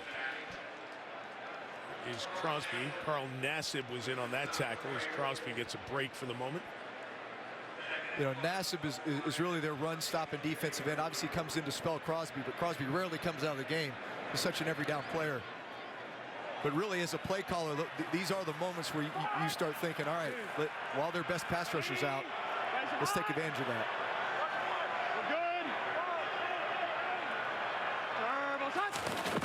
Chase, jet sweep, come around the right side, use his speed to get a first down to the 33-yard line. And as the Bengals have picked up 6 first downs in their first 15 plays here this evening. Yeah, Jamar Chase, he reminds me so much with the ball in his hands of Deebo Samuel. And these are all the things that you see San Francisco doing with Deebo Samuel. They're almost built like their lower body like running backs. And you see what they do when they have the ball in their hands, yards after the catch. In fact, those 2 guys were tops in the league. It's an interesting comparison. Samuel's so much thicker up top that you don't think of that right away, but we talked about it earlier. That strength, that core body strength that he has. First down, Burrow, out quick to Mixon. A lot of Raiders over here, and Mixon won't go anywhere. Well covered by Las Vegas, a loss of 2. Desmond Trufant, the veteran corner, a lot of time in Atlanta, Detroit, makes the play there. Yeah, it's one of those things with Jamar Chase that you don't see just from watching him on TV, but he's got a lower half that's built like a running back. In fact, some of the coaches from LSU said that had he wanted to play running back at LSU, he would have been the best running back. It says a lot based on what his production was at the wide receiver position, but it also shows the flexibility you can have with a guy like that on offense. 2nd and 11, Burrow protected to Chase, back shoulder, comes down with it at the 8. The veteran Trufant asks for the pass interference and the push-off. Not called by the field judge. 1st and goal, Raiders. Officially a gain of 29. Yeah, it's safe to say anytime you get one-on-one with Jamar Chase, you're going to take advantage of that. You got veteran Trufant running with him. But there's such a great rapport and chemistry between those 2 that if he's got him beat deep, Joe Burrow knows to put it over the top. If he's underneath him, hey, I'm going to throw this firm back shoulder. Jamar Chase knows it's coming, able to make the adjustment. Usually the 9-year vet gets the call against the rookie. There it's the other way. Tough call against the Raiders. 1st and goal from the 6. Burrow scans, scrambles, throws end zone incomplete. Mixon wants the pass interference with the defensive hold. Nothing happening with Roger Teamer in coverage. And good pressure by Crosby back in the game for the Raiders. Yeah, it was a 3-man rush by the Raiders this time. You see them doing this more over these last couple of games where, you know, they've been very bad in the red zone. So you think, you know, how can we help this red zone defense? Let's drop another man in coverage, take away some of those underneath throws. Did a nice job of covering up all the routes, forcing the throwaway. Coach Gus Bradley, you see the numbers for the pressure rate for this team. They don't usually bring an extra body. The 7, inside give Mixon, looking for a hole to open. Raiders did a good job there, and again, they'll force big 3rd downs. It's often said, here comes a big 3rd down. Every play in a playoff game is big, right? But the momentum is so with Cincinnati right now. The Raiders really need to try to hold them to a field goal again. Yeah, this is where games are won and lost in the playoffs. Your ability to get down inside the 10, inside the 5, and convert that into a touchdown versus a field goal. These are the difference makers. Boyd and Chase to the left.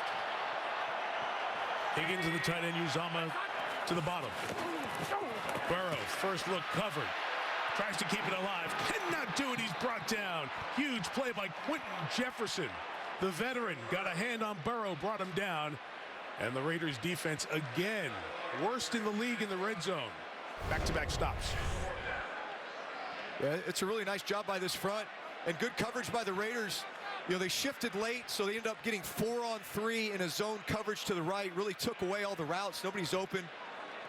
Joe Burrow trying to buy a little bit extra time. But that Raiders front, especially as of late, and the way that they rotate and keep their defensive linemen fresh, they can tune up that pass rush. 30-yarder for McPherson. Perfect in this range of field goal this year. This is a little draw on that kick. Knocks it through from 30. And the Bengals, 3 drives, 3 scores. Up 10.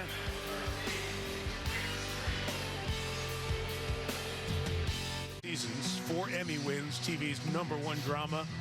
Returning for one final chapter. This is Us. New Tuesdays on NBC. Get the tissues ready, right? What a great show that's been. What a great look at the sun setting here in Cincinnati, and it feels like the sun's rising on a new era of Bengals football to a lot of these fans. 38-year-old Zach Taylor in his 3rd year. Started out 0-11. Couldn't imagine in 2019 they'd be in this spot. Returnable kickoff for Tyron Johnson of the Raiders.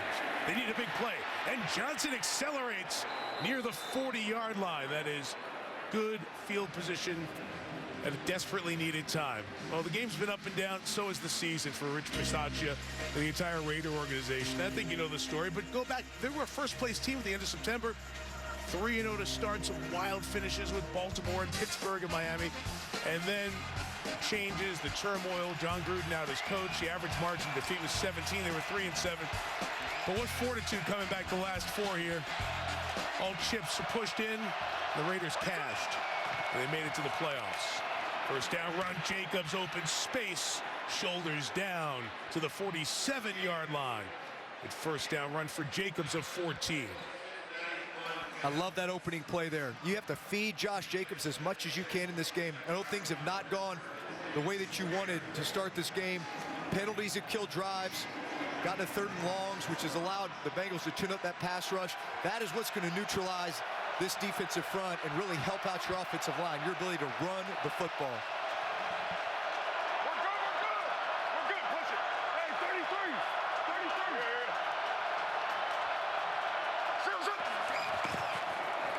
Jacobs right, big opening there, and Jacobs into the secondary, pulling away from Bell. Jacobs caught from behind at the 12-yard line. What a run by Jacobs for the first down. 35 on that gallop, and the Raiders are in the red zone. Mike Hilton with a touchdown, with a tackle, I should say, saving a touchdown. Yeah, I love this inside zone running scheme, especially as you send Hunter Renfrow in motion. Watch what that does to the defense. It forces everybody to bump.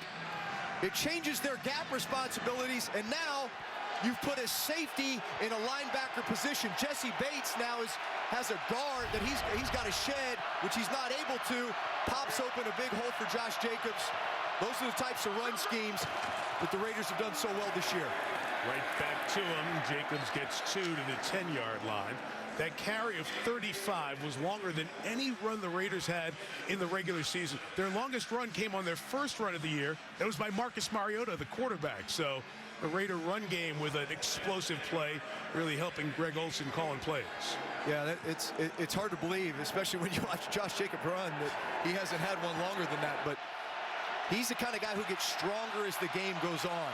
His yards per carry goes up, and especially as you get to the 4th quarter and all the overtime games they've played in. 2nd and 8. 5 in the pattern for Carr. In trouble, gets away, throws on the run, incomplete. A tight window for Foster Moreau. Blanketed by Mike Hilton, who's been very active here. And it's 3rd and goal. It was really a nice job in coverage there by the Bengals. They actually took care of those edge rushers who ended up getting on Carr late. Carr does a nice job of scrambling, but again, these are the 3rd long situations you don't want to be in against this Bengal defensive front. All these 3rd downs is when they've been able to get their pressures, sacks, forcing Carr to scramble, and the sack fumble. May need a timeout here. Bisaccia's walking down, sees the Carr has it under control, doesn't take it. 3rd and 8. Carr throws, and he's through the hands of Deshaun Jackson and incomplete. One of the reasons he was thinking about the timeout, Zay Jones was in the huddle. Deshaun Jackson came in late to the huddle, delayed him getting to the line of scrimmage, and they'll try a field goal. Yeah, watch up front here. They do a really nice job of protection. It's a bracket quarters coverage, meaning the safeties are low. They're doubling Renfro inside. They're doubling Waller inside. So the one-on-one matchup is exactly where Carr went to Deshaun Jackson. In a game like this, you got to make that play. Absolutely. That's a drop in a big spot. Carlson from 28. Tough to handle snap. Good job by A.J. Cole, the all-pro puncher, to place it down. Carlson knocks it through. His second one, 7-point game, about halfway through the second quarter. Closer, 2.5 weeks away to the Winter Olympics here on NBC. All the big stars: Michaela Schifrin, Nathan Chen, Chloe Kim, Shaun White, the U.S. women's hockey team, all try to win gold in Beijing. We'll have it all for you on NBC and Peacock. Cincinnati on this Saturday evening, 13-6. That 35-yard kickoff return was very big for the Raiders. Tyron Johnson gave him some field position. Runs by Jacobs were effective. Look at that big 35-yarder. And the Carlson field goal, and the ball falling off the tee with this breeze. It's about 10 miles an hour. Started the day with a 31-degree temperature at kickoff. Still around there now. That breeze makes it feel like it is around 20 degrees. No precipitation. It is dry. They're expecting a little bit of precipitation here tomorrow. Big winter storm coming through. They're trying to kick away from Chris Evans, who let it go through his hands, muffed it, picked it up with one hand, and takes it to the 18. A little bit of that kickoff return inexperience of Evans. Here's Catherine Tappan. And there you see Joe Burrow. Well, he was raised in nearby Athens, Ohio. The small town is about a 2.5-hour drive east of Cincinnati, and it's nearly equidistant to Cleveland and Pittsburgh. So NFL fandom is split. But Joe's father, Jimmy, told me there's a lot of long-standing Steelers and Browns fans in Athens, but they've turned, and they cheer for Joe. You see a lot more Bengals flags, especially in our neighborhood. Now, there are a few watch parties in Athens tonight, but Burrow's family is right here at Paul Brown Stadium, Mike. His dad was a coach and explained some of the great cerebral qualities he has. Throws here on first down, complete to C.J. Uzomah to the 23-yard line. So he was Mr. Football in the state of Ohio in 2014. And then 7 years later, they named the stadium after him. Joe Burrow Stadium. Look, if you win the Heisman, nobody's going to top it. They may equal it. Nobody's going to top it. So we'll give you the stadium when you're in your 20s. Hey, well deserved. I came up a little short. They didn't. My high school didn't name it after me. Well, you got players rolling through Austin Westlake High School in Texas there, but that's right. It's a factory. We can make a call or a donation, see if they'll do that for you. Mix it, 2nd and 5. Try to get to the edge. Chase was there. It's a 3-yard gain. You know, what's interesting, we talk about Burrow and his youth at this point. He's 25 years old. He's older than Lamar Jackson and Daniel Jones and Sam Darnold, Kyler Murray, those other young guys in the NFL. So although he's only a couple of years in the league, he is a little bit older. Yeah, but with that has come experience. You know, from his time in Ohio State, not having a chance to be the starter there, transferring to LSU, obviously the success he had there, the injuries he's had to go through, the adversity. You feel like he's an old soul at 25. Empty on 3rd and 1. And the throw is caught by Tyler Boyd, slot receiver, for the first down to the 33-yard line. So that'll keep the chains moving for this Cincinnati offense. Burrow's last 2 games out of this world. Second to Dak Prescott in NFL history for the most passing yards in back-to-back games. 525 against Baltimore. That Baltimore team was playing a lot of replacements in the secondary. But then 446 in the gotta-have-it game against Kansas City that won them the division. 8 touchdowns, no picks. And he's picked up pretty close to that so far here in the wild card game.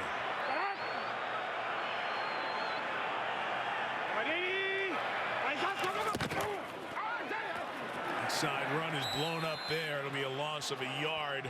Is Damian Square, who's playing because of Darius Philon's injury. We have not mentioned that yet for the Raiders, but if you watch the Sunday night game, Philon was such a big factor in the interior. He hurt his knee. he is out here for the postseason, so the veteran square is seeing more time.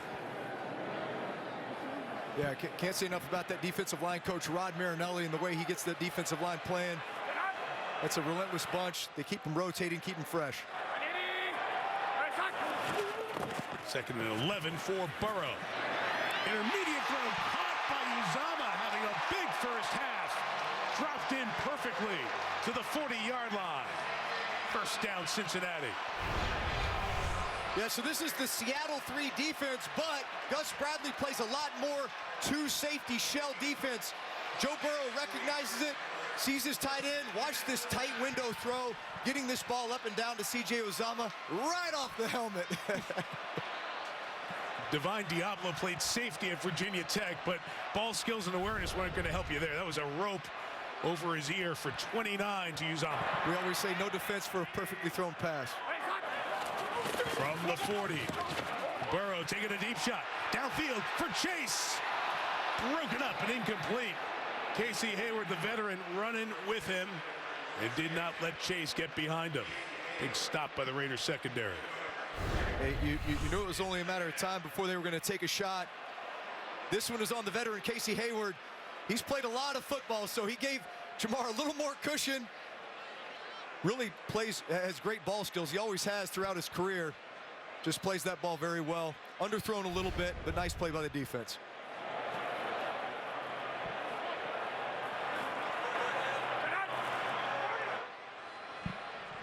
Chris Evans, the rookie from Michigan, is the running back here, and he'll take the carry and take it for 9 yards to the 31. A good pop by Evans, who only ran 17 times, 7 of those coming last week against Cleveland when almost all the Bengals starters rested. Yeah, this is a read option play. Actually, Joe Burrow reading the defensive end, Max Crosby. Nice job of that left side of the offensive line, which is really the strength of this Bengal offensive line. Blowing up in a nice hole for Chris Evans. So all of a sudden, at 2nd and 10, Zach Taylor's calling 3rd and 1. Last 3rd and 1, they went empty with no backs. Here it's Mixon. He's releasing to catch it. Inside for Boyd, it's incomplete. Broken up by Nate Hobbs, the rookie out of Illinois. And it'll set up 4th down, and the fans immediately say go. And Joe Burrow says, quiet, we're going to. He said, quiet down, of course we're going for it. And going for it on 4th down, so much more common. Bengals were very good at it this year. 13 of 20 on 4th down conversions. And on 4th and 1, outstanding. Trying to take away the sneak, so Chase runs to the edge, got a block and got a lot more than the 1st down to the 16-yard line. Speed of Chase on the edge for 15 yards with a good block by T. Higgins. I love the philosophy here. So Joe Burrow starts and gun. When he goes under center, they think quarterback sneak. Watch how the D linemen tighten up, which is what allows Jamar Chase to come in motion and get outside to get the big play in the 4th down conversion. I love the scheme. I love the game plan call by offensive coordinator Brian Callahan. He and Zach Taylor communicating on every play call. Bengals have been inside to the 8 and the 4 last 2 drives. The 16, Burrow, stays alive in the pocket. Mixon. For about 2 as Teamer and Diablo stop him on the sideline. You gave mention of Brian Callahan, his dad Bill Callahan, longtime revered as one of the best offensive line coaches in the NFL. Brian's 37. Been in the NFL for quite some time. Spent 6 years in Denver, was a quarterback coach in Detroit, and now the offensive coordinator here with Zach Taylor. We have Divine Diablo of the Raiders injured. He was one of the 2 silver and black defenders making the tackle on the edge on Mixon. So the athletic training staff out to look at Diablo with 2.5 left in the half. This is kind of a picture of the first half. Bengals offense in the red zone against the Raiders. This is their 3rd time in this quarter. All 4 drives have taken Cincinnati down into the red area against Las Vegas. Divine Diablo walked off under his own power with the athletic training staff. Corey Littleton and KJ Wright have come in for the Raiders defensively on 2nd and 5. Toss Mixon's got a couple of blockers, but the Raiders do a good job of sifting through and making it 3rd down for Cincinnati. Tackled by Jonathan Hankins. Max Crosby was over there to cause havoc, as well as we hit the 2-minute warning. So another 3rd down for Cincinnati in the red zone. We'll see if they can punch it in. Coming up on the Toyota Halftime, Maria, Coach, and Chris. Joe Burrow looking like Joe Cool in his first playoff game. And Raiders trying to block a defensive end with a tight end. All right, we'll keep it cool. Back to you, Mike. All right, guys, thank you. That key play led to Burrow and the Bengals getting good field position, but only a field goal out of that, which has been part of the story. We mentioned Joe, and we talked to you about his high school success. His dad here in the stands watching. There's Jimmy Burrow, former coach in the college game. He coached his son as well, so he's got great feel for the game. 3rd and 4 coming up here for the Bengals. 5 in the pattern. Burrow tries to keep it alive, scrambles, throws it back in the end zone, but was he out of bounds first, or is it a touchdown? I think he was out of bounds. They're discussing it. Caught in the back by Boyd. Conversation on the sideline here for the moment. No signal yet. Jerome Boger, the referee's over here on the sideline. As they are in conversation, was he out when he threw? The result of the play is touchdown. Touchdown! And it certainly will get closer inspection. And Tyler Boyd goes up to celebrate in any case. Let's see. Yep, that's fine. He was hanging in the air. What a job by Burrow to keep that alive and get to Boyd in the back of the end zone.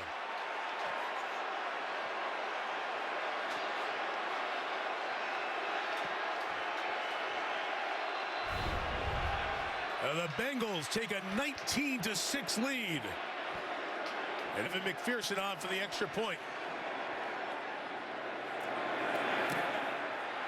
And knocks it through. So the very last second, Burrow off that knee injury, that mobility back. He feels as confident as he has since that ACL injury. Scrambled, kept it alive. The touchdown in the back to Tyler Boyd. Bengals up 14 back in 30 seconds after this from AWS.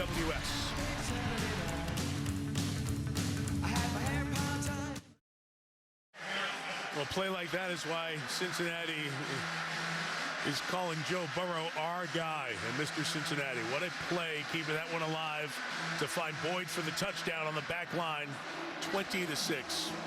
Yeah, you know, it really, Raiders defense has played well down there in the red zone. They're doing some different things. They're dropping 8. They're mixing up the coverages.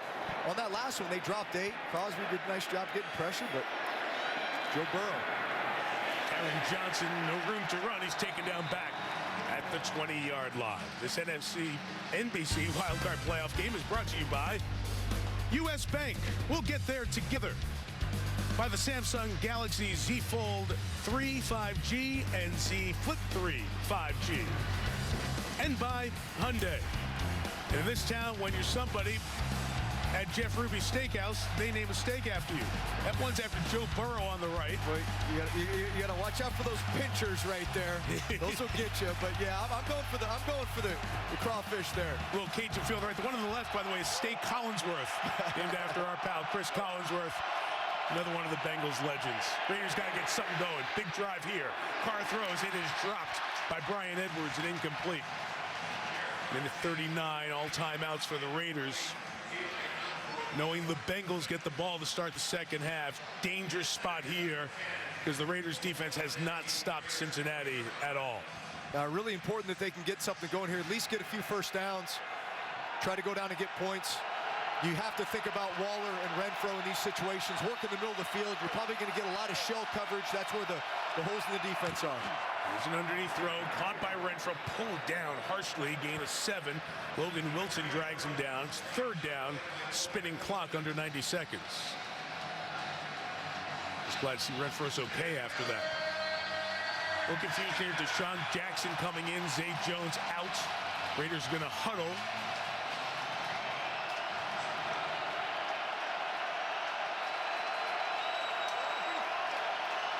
Yeah, you've got man coverage. You can feel the corners going to match up with their receivers.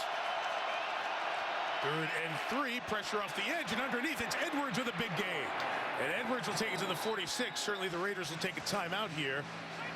Or is he out of bounds first? Yes, out of bounds at 55. No reason for the Raiders to use one of their 3. It's a big play to keep this drive going and not give it back to Cincinnati. Yeah, this was a nice job by the Raiders. They motion down Edwards. They actually get a pick. You see how Renfro runs up through the defender with his defender, open up that shallow cross. Big play in man coverage on those shallow crosses. The 46, Carr again working the middle, that time for Jones. Incomplete with Awuzie, the former Cowboy, covering. Yeah, it's interesting what the Bengals have done. They're playing a lot of man coverage right now, just in various forms. They've brought in one of their bigger corners, Trey Flowers, to actually match Darren Waller man-to-man. He's actually been open 2 plays in a row. Let's see if they go back to that.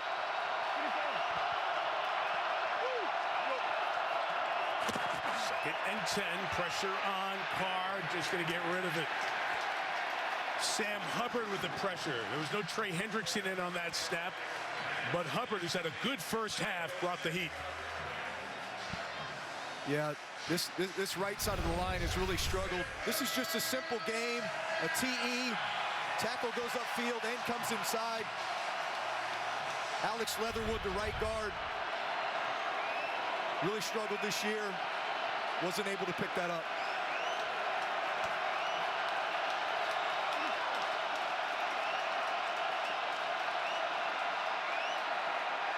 Third and 10. Carr going to take off. Can he get there? Absolutely, and more. Flag is down, though, as Carr gets to the 34-yard line. Carr down, flag down in the secondary, and it's going to be a hold on the Bengals. So the gain will stand. Doing the run, holding, defense, number 20. 5-yard penalty as it is in the play. First down. Yeah, how do you cover Renfro? Well, you hold him. Mike Hilton has a tough job today. He's got to run all over the field with him, fight through picks in order to get it. He just hooked his hip there. So 37 seconds left. Raiders been able to get down here and preserve all 3 timeouts. So all options open for Carr. Again, huge drive for the Raiders, with the Bengals getting the ball to start the second half. 29, try to get it out to Jalen Richard. They do. He'll gain 4 to the 25. And Rich Bisaccia will take the first of the 3 timeouts. 31 to go. Second and a long 5 coming up for Derek Carr and the Raiders in 30 seconds. Second and 6 coming here for the Raiders at the 25 of the Bengals. I'll go back to the last touchdown. We were talking about this in the break. I stopped calling the play. We all stopped. The Raiders stopped. I want you to listen to the play. Listen for the whistle as Burrow is just about to throw. Right there it comes. I don't know if it made a difference in the play, but it was certainly an erroneous whistle. Terry, anything replay could have cleaned up, by the way, on that play? No, replay, that is not a reviewable play. Once they've ruled him out of bounds, it's over. They also can't fix the erroneous whistle. What they should have done, because it was an erroneous whistle, was actually replay the down because it was a loose ball in flight.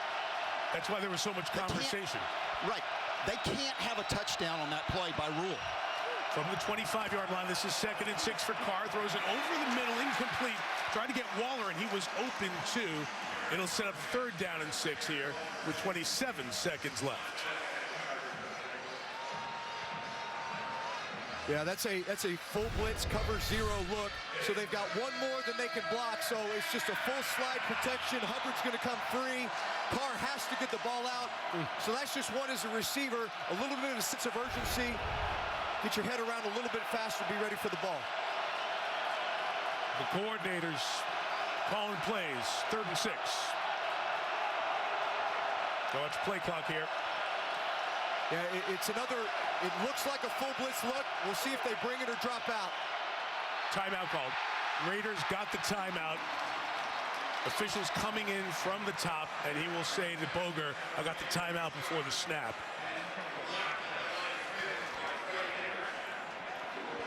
And we'll hear Jerome here in a second. So Bisaccia did that on the sideline, so we'll have third down coming up with 27 seconds left. Let's go back to that touchdown, because that will be talked about, and that will be discomforting to the Raiders, because it really did feel like everybody just kind of stopped for a half second. As it was happening live, I definitely heard the whistle before the ball was caught, and so it did seem like everyone let up there for a moment. It's unfortunate for the Raiders. And it's interesting timing of the whistle there on the sideline, because it does come so late, you know, as Burrow's step comes out of bounds. Listen one more time.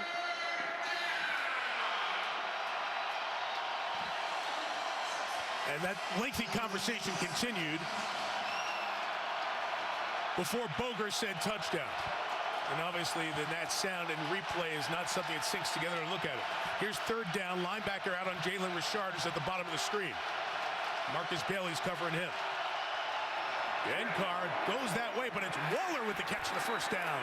Out of bounds for the Raiders at the 14-yard line. 23 seconds and a timeout remaining. Yeah, we talked about this matchup earlier in this drive. They bring in Trey Flowers. It's dime.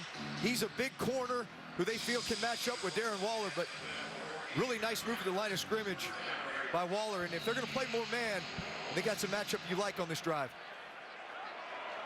All right, Drew, what are we thinking here now with one timeout and 23 seconds left as a quarterback and a play caller?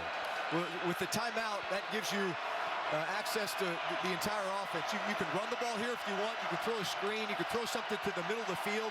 Really, the objective would be to get down inside the 7-yard line, call your timeout, and then just take a bunch of shots at the end zone. Boy, no delay of game called. Off just in time. Carr throws it incomplete as Richard got knocked down. The Raiders got to get the plays in here soon. That's 3 times on this drive. They were at the dying second of the play clock and weren't really ready. Inexcusable at this point in the game. Yeah, you really want to think tempo. You know what you're getting defensively. They've been playing dime defense. That was a snap of nickel. They stay in nickel here, so they've got 5 DBs, 2 linebackers. But again, you have the full access within the offense. Try to get the ball to the middle of the field. And he throws there to Zay Jones, who comes down with it for a touchdown. A huge play for the Raiders as Zay Jones was in coverage. Eli Apple was there, and Jones pulls it in. The 5th-year man with the touchdown to make it a 20-12 game with 13 seconds left. Yeah, I love the route concept here. It's going to be a double post. Watch where Derek Carr's eyes are. It's right on that strong safety. He's making sure that the strong safety grabs Hunter Renfrow as the inside receiver, which isolates Zay Jones. You just tell that receiver, make sure you cross the DB's face. He does a great job of it, makes the contested catch. Really nice execution all the way around. A great strong catch, too. Apple got his arm up in there. The extra point is good from Carlson. 7-point game with 13 seconds left. But I promise we'll be back in 30 seconds.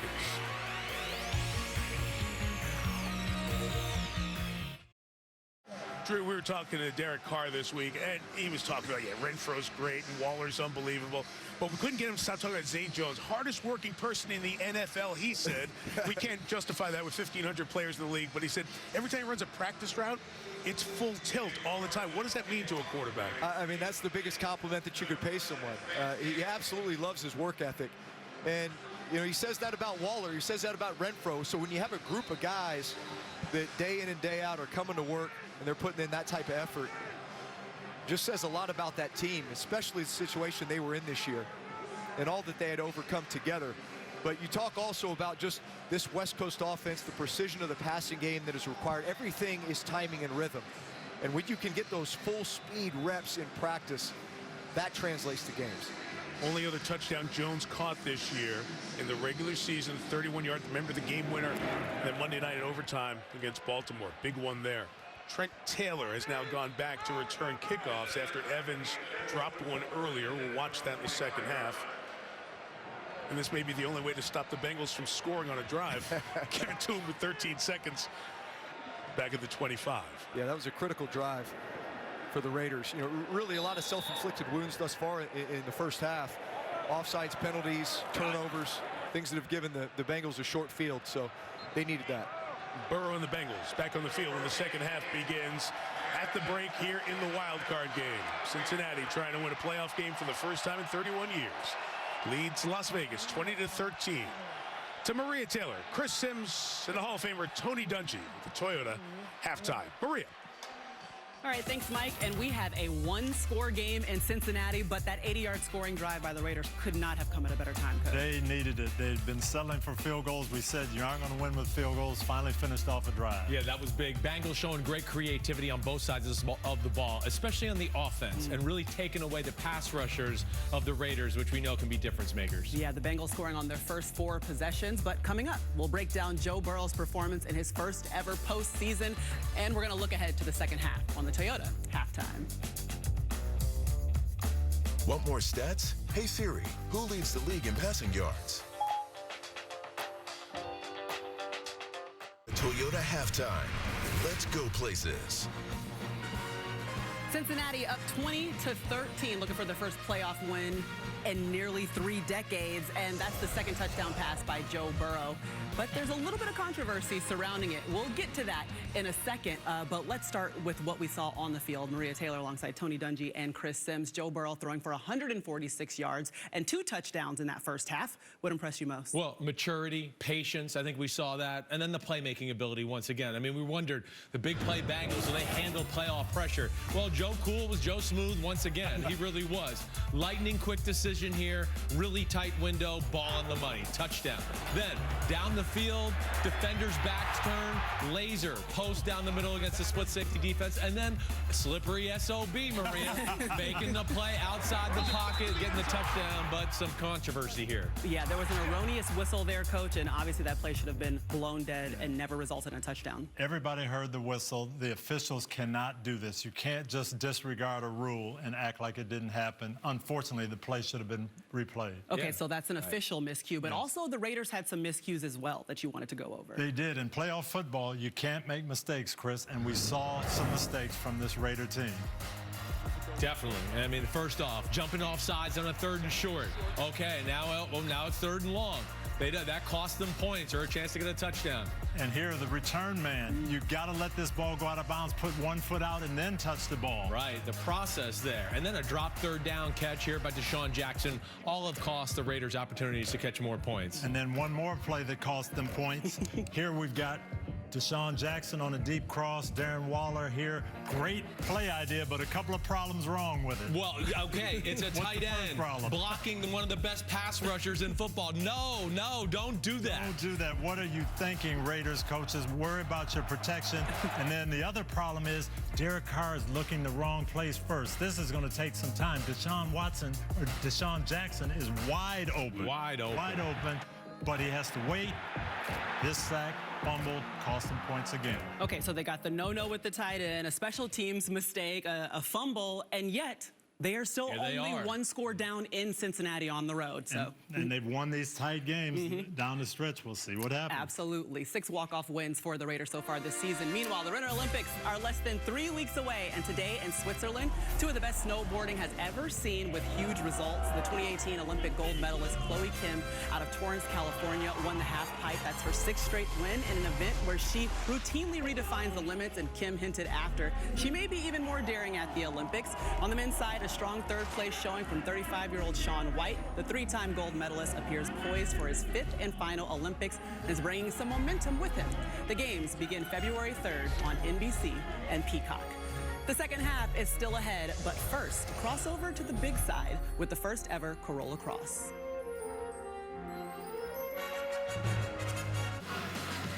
The AFC playoff picture in full motion. Mac Jones heads to Buffalo later tonight. You got T.J. Watt, Patrick Mahomes going to meet Sunday night on NBC.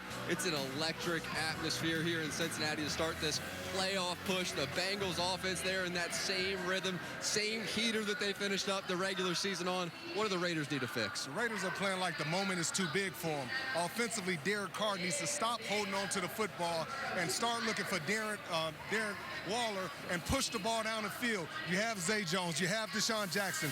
Defensively, they need to be more disciplined in their rush lanes and be able to rush with 4, because there's no way that you can bring that extra pressure and have one-on-one with Jamar Chase and the rest of those wide receivers. This is the first time we got to see this Bengals offense live in person. Joe Burrow overall, what's your take on his game? Joe Burrow? Yeah. He's really good. Isn't he? That's it. He's really good. He sure is. Jamar Chase made a big play in that first half.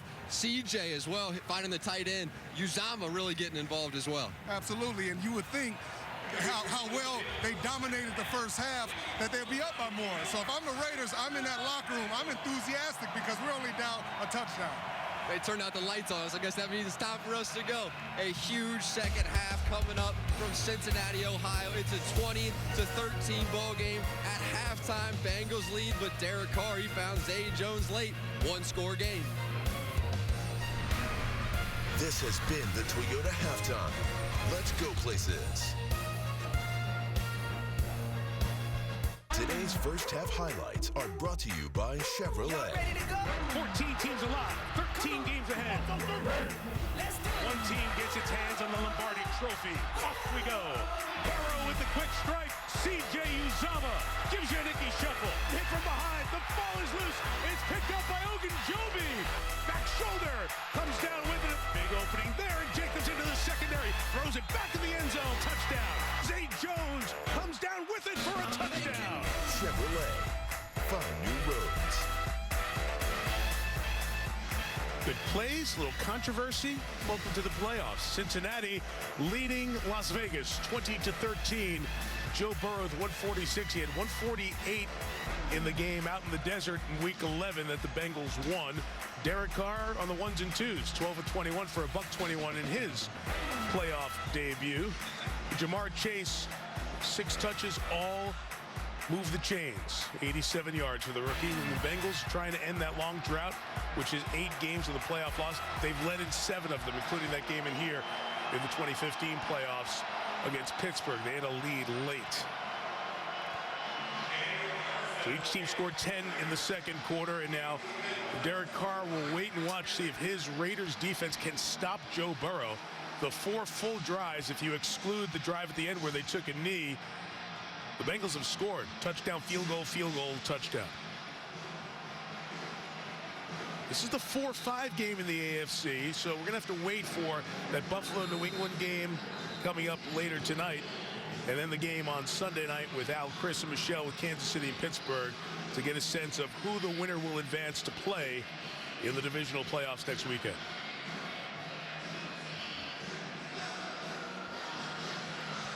Temperature started 31 degrees. It's a couple degrees cooler. The wind is still blowing at a good enough clip. The ball just fell off the tee, as a matter of fact, as Daniel Carlson was set to kick it off.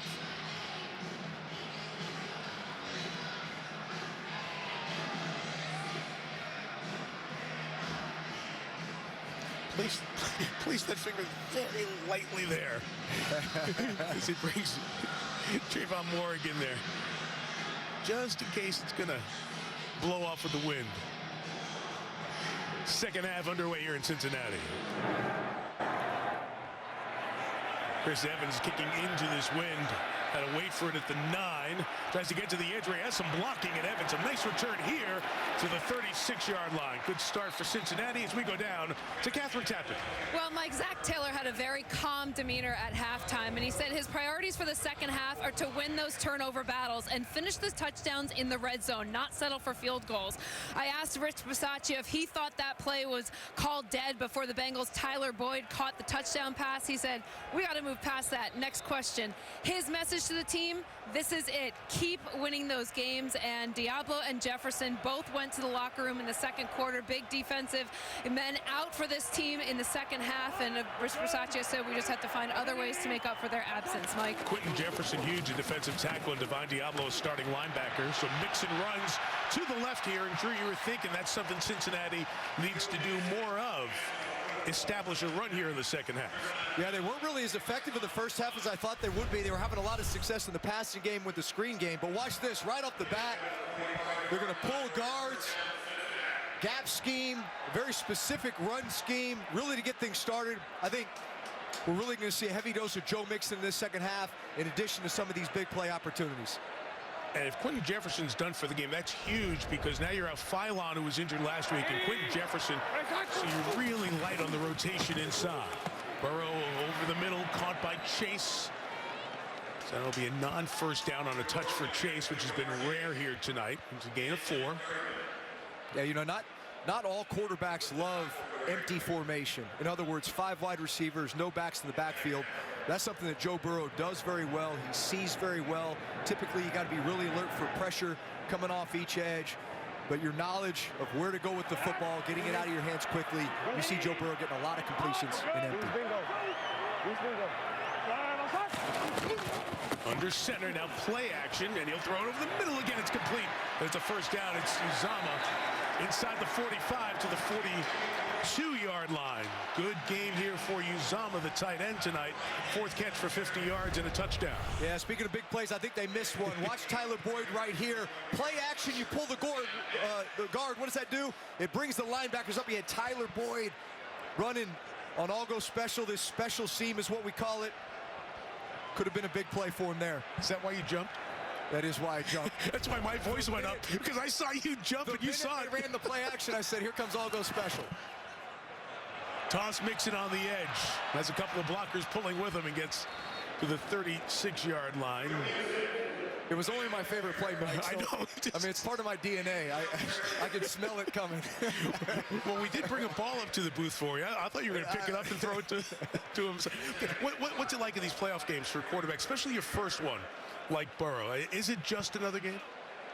I mean, you can't just say it's just another game, but typically teams come out and I find that they're a little bit tighter. You know, it's, hey, we can't make mistakes because mistakes are magnified. It usually takes you a little while to get into it.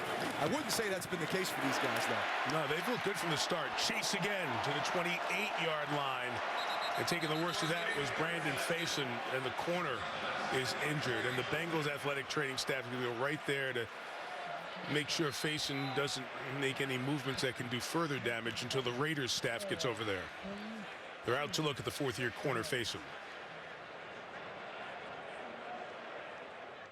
Not good news that Brandon Faison's going to the blue tent for further medical examination. The good news is that he got up and jogged off after taking that hit from his teammate who was closing. Corey Littleton, the helmet-to-helmet hit on his own teammate. Already without 2 starters in Diablo and Jefferson. Now a 3rd in the blue tent, so it's getting tougher for the Raiders. Bengals on the move from the 29 with Burrow. Left run from Mixon, thrown down after a gain of 4 by Littleton, who we just mentioned. We have a flag down. And Mixon slow to get up.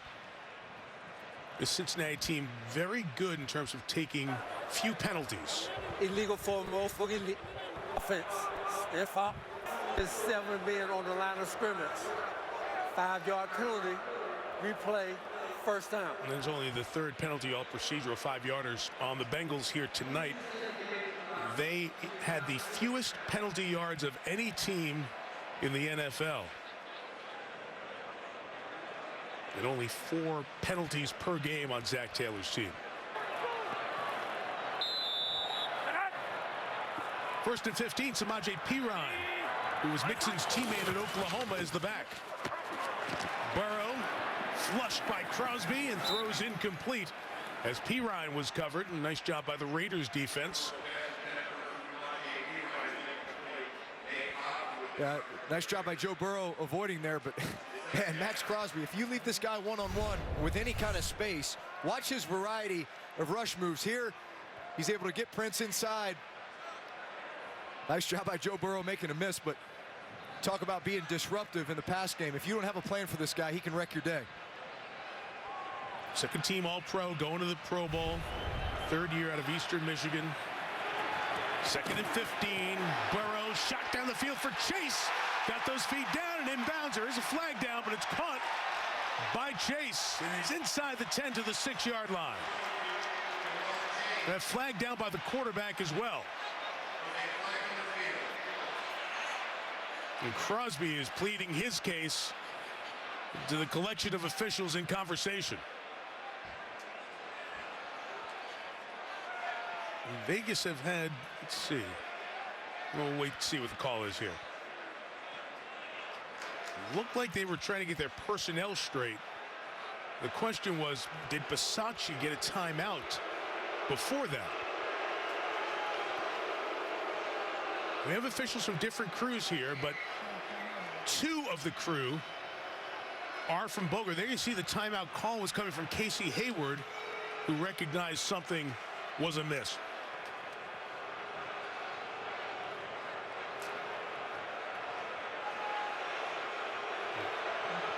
The fans don't like it. This was the flag in the backfield. It looks like that would be on Crosby if it stands up. So Jerome Boger has his umpire and his down judge who work with his crew throughout the regular season here. The others are from different crews. The NFL mixes the crews so the best officials qualified to work the playoffs. But you try to get a couple from the crew of the referee in these rounds, and this is a long conversation of what's going on here. And usually when you see them not talking to each other and reaching for their belts, they could be in discussion with New York, which is getting a look at all this that we're syncing up as well to see the timeout and the snap call. The rule on the field is that we have a timeout called by Las Vegas.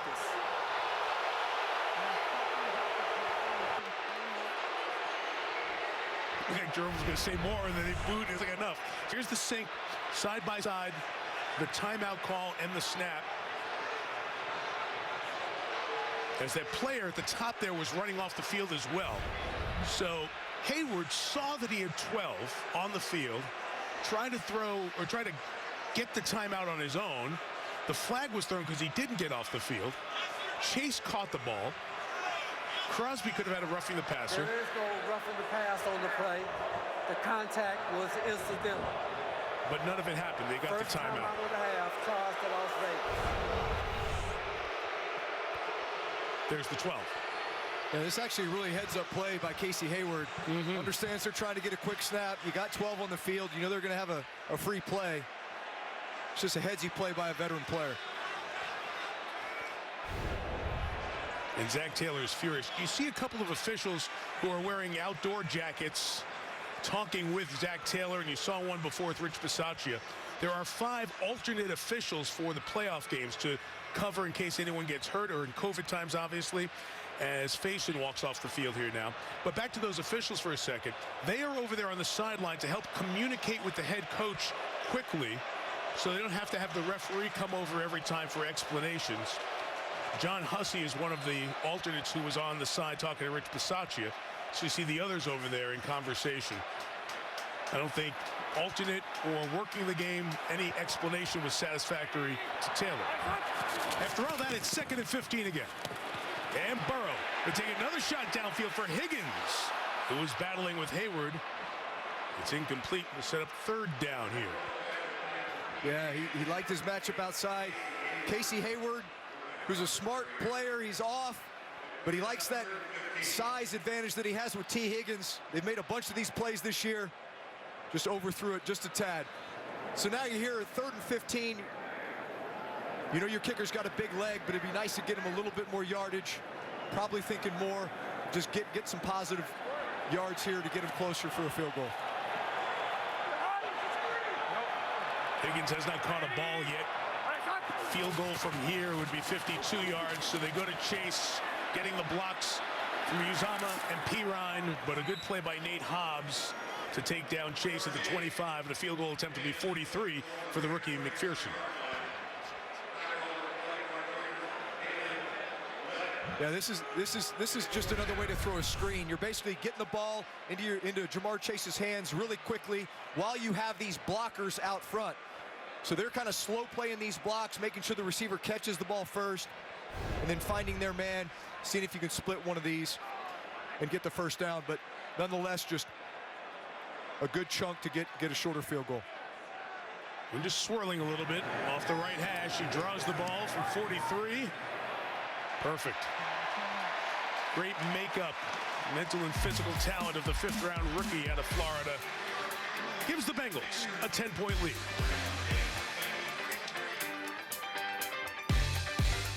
NBC's new Tuesday comedy, Grand Crew, has critics raving. It's endearing and hilarious. That was the premiere of Grand Crew Tuesday on NBC. Cincinnati shining bright on this Saturday night as the playoffs begin.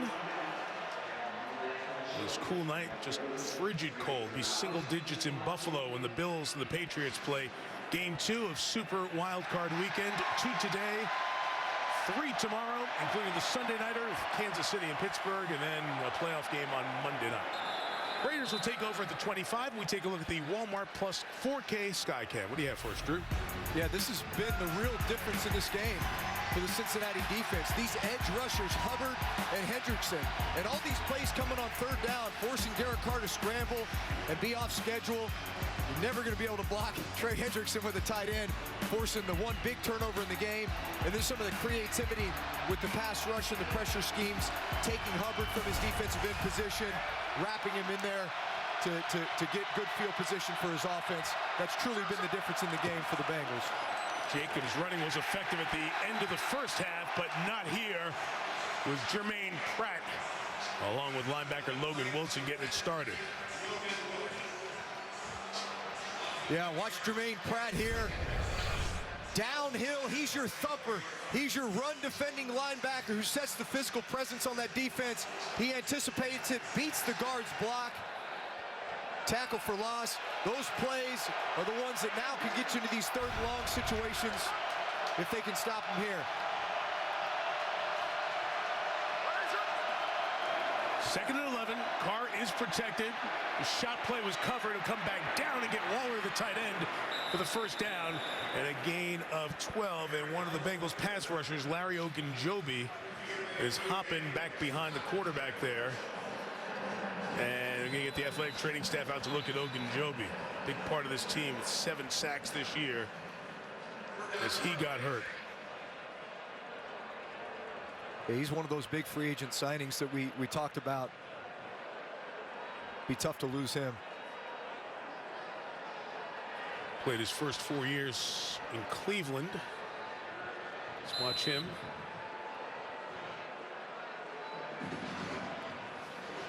Just that step. Hopped and then went down. They look at him and we'll step out for a moment. Cleveland takes a heck of a run defender. Larry Ogunjobi came here to Cincinnati, has had that impact. He is out, taken off on the cart with a leg injury. B.J. Hill is in. Mike Daniels was injured in the first quarter, so they're thin at defensive tackle. See if the Raiders take advantage of that. Jacobs here cannot get out of the arm tackle of Sam Hubbard. He's having a really good game. Mike Hilton's first penetration helped Hubbard get time to make the stop. Yeah, that's really a heck of a play by Mike Hilton. Watch him here. You know, big free agent signing from Pittsburgh. Something they did there a lot was pressure him off the slot. That's something he's known for. Has a great ability to time it up. And his defensive coordinator Lou Anarumo said he's like a pit bull when he gets in that backfield. Second and 10. This pass is Brian Edwards going down incomplete. So Edwards couldn't scoop it from Eli Apple. He disagrees and wants him to go replay it. Raiders have already burned a timeout. Here's a look. I think, let's see all the way through here, the end. It looks like a catch. That's a catch. But now I think New York's helping him here. Middle of the field is a catch at the 42-yard line. So that was one of those expedited reviews where the league office, watching all the feeds in New York, 42, will tell them that it was complete and there's no need for the challenge to happen. Replay assist is what it's technically called. I think that's an example of the system working correctly. Right. People wanted the eye in the sky, the college every play reviewed, whole kind of thing. It just expedites the game, and all you want is the right call to be made, and that was, even though Zach Taylor doesn't feel it. It's 3rd and 4. That's a big play because 3rd and long has not treated the Raiders well today, but 3rd and 4 has. Jalen Richard is the back. Pressure comes late. Carr throws to Renfro. Brings it down, but then loses it. Did he have it long enough? The call on the field is that he had it long enough. 2 feet down, made a move, did something with it, and then fumbled. Now the Raiders are running to the line to try to beat any challenge from Cincinnati. Raiders scrambling to the line. Play is being stopped here as Zach Taylor has thrown the challenge flag. I mean, this has been one of those nights where the officiating is taking center stage. Catch, 2. Let's see, is it 2 or no? We'll bring in Terry McCauley as we look at it there. Terry? No, Mike, this is an incomplete pass. He gets control and he gets 2 feet down, but he does not perform an act common to the game by taking an extra step or doing something else. He loses the ball right after that second step comes down. This is incomplete. It's challenging the rule of the field of a completed catch and a fumble. It was a heck of a punch out by Jesse Bates, the safety. All right, so this is in the regular, normal, traditional challenge review process. Reviewing the play, it's an incomplete pass. It'll be 4th down at the 42-yard line. Please will set the game clock to 8:32. Cincinnati is not charged. They timeout. All right, so there you hear it in break. Renfro couldn't hang on. Good play by Bates. This is the second punt of the game. Both of them by the Raiders. A.J. Cole kicked it. Trent Taylor with the return. And Taylor will bring it back about a dozen yards to the 29-yard line. And that's where the Bengals will take over. So as we said, it's one of those things, you want the games decided on the field, not with calls, but this is certainly one that will be discussed for a while. Very key play. Bengals go up by the score of 20-6. You hear the whistle. Watch 25 for the Raiders. He kind of stops a little bit as the ball is in the air. The ball is caught by Boyd. Even Boyd didn't celebrate right away. Everybody was just in pause mode. We heard the whistle. After consultation with the officials on the field, it was ruled a touchdown, able to stand. And it's a lead for the Bengals. They've maintained that lead. It's 10 now, and here is the same man who caught that one. Boyd with a physical finish on that pass to get to the 34-yard line. Just to let you know real quick, the NFL has said there will not be a statement about what happened in that play during the game. They'll have a statement after the game, and certainly a conversation with the officials involved before the league makes a statement on it is the proper way to go about that. So that's the housekeeping on that. And as Rich Bisaccia told Catherine, you got to put that behind you. You got to go ahead. You're not going to have it taken away an hour later. Second drive of the half for the Bengals, 2nd and 5. And Boyd caught the first one. Jet sweeps the second one. And a flag comes down as he's down after a gain of 4.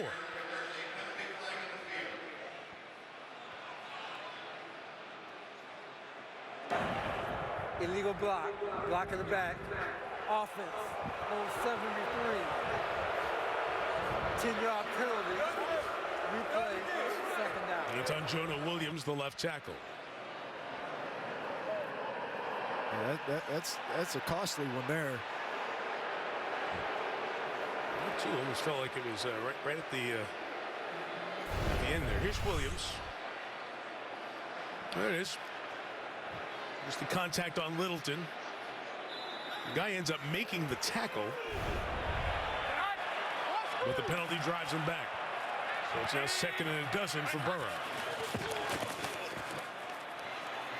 He throws to Higgins, can't bring it in. They continue to work on Hayward on that far side. And Desmond Trufant remains a corner as Brandon Faison was taken to the locker room for further examination. Yeah, they tried in the last drive to run by Casey Hayward. This time, hooking up in front of him, just barely missing outside. But you know, these are the plays you got to make. You don't want to be stuck in 3rd and long situations here after the penalty. Looks like it's a 3-man rush. Let's see if they bring pressure. The rookie Chris Evans is the back. They do bring one. They bring 4. Burrow will go down. Sacked by Max Crosby. So the back leaked out. Crosby kept going, and he comes up with a sack to force the Bengals' first punt of the day. Yeah, you really have to credit Corey Littleton here as well. Max Crosby sets it up with this move, but watch Corey Littleton, bang! Comes in on this stunt, hits the tackle, allows Max Crosby to loop inside and get the sack. But man, when you get in these third long situations, these guys can pin their ears back, especially guys like Max Crosby, and you got no help over there, he's gonna get to you quickly. Veteran Kevin Huber, his first punt of the night, and a good one. Renfro muffs it.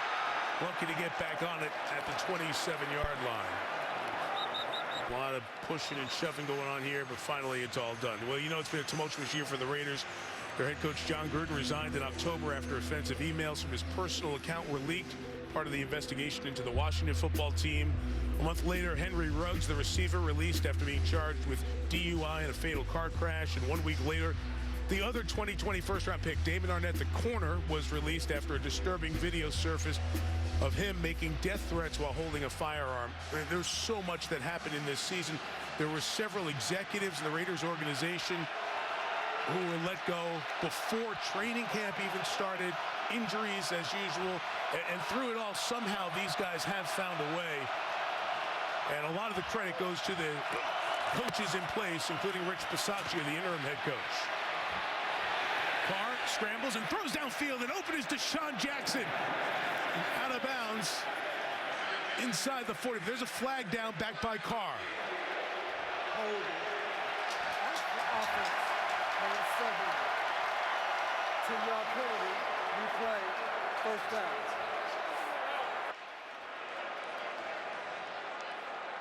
Yeah, watch the right guard here, Alex Leatherwood. He's really struggled all year, first-round pick. But he's one-on-one here with B.J. Hill, and watch, he bear hugs him.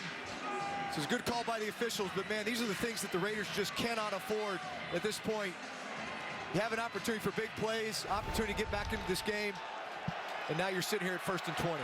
And Leatherwood's been part of the story this year as well. 17th overall pick, was supposed to be the right tackle. Didn't do well there in 4 games. Moved him in at right guard. He's continued to struggle. 1st and 20.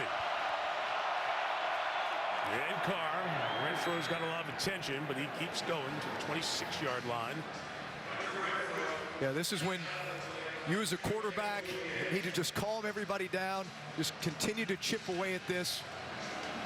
Trust your playmakers, trust guys like Renfro, Waller, be able to hand the ball off to Josh Jacobs. Listen, you're only down 10 points, and there's plenty of time. So think about just methodically putting together a good drive here, get first down after first down. If the big play opportunities come, great, but otherwise just be efficient. 2nd and 11. Carr, sideline shot. Edwards trying to come up and get it. Eli Apple stayed there and broke it up. Apple, drafted by the Giants with the 10th overall pick, struggled there, went to New Orleans, was your teammate, did a good job a couple years with the Saints, and now he's here as a Bengal. Yeah, you know what? He wasn't the starter at the beginning of the year, but he's earned that spot, and he's really come on late. Watch him here. He's very good in press coverage. He feels the receiver's eyes come around, so his eyes come around as well. He's able to not only make the play, but almost knock this ball back inside for an interception.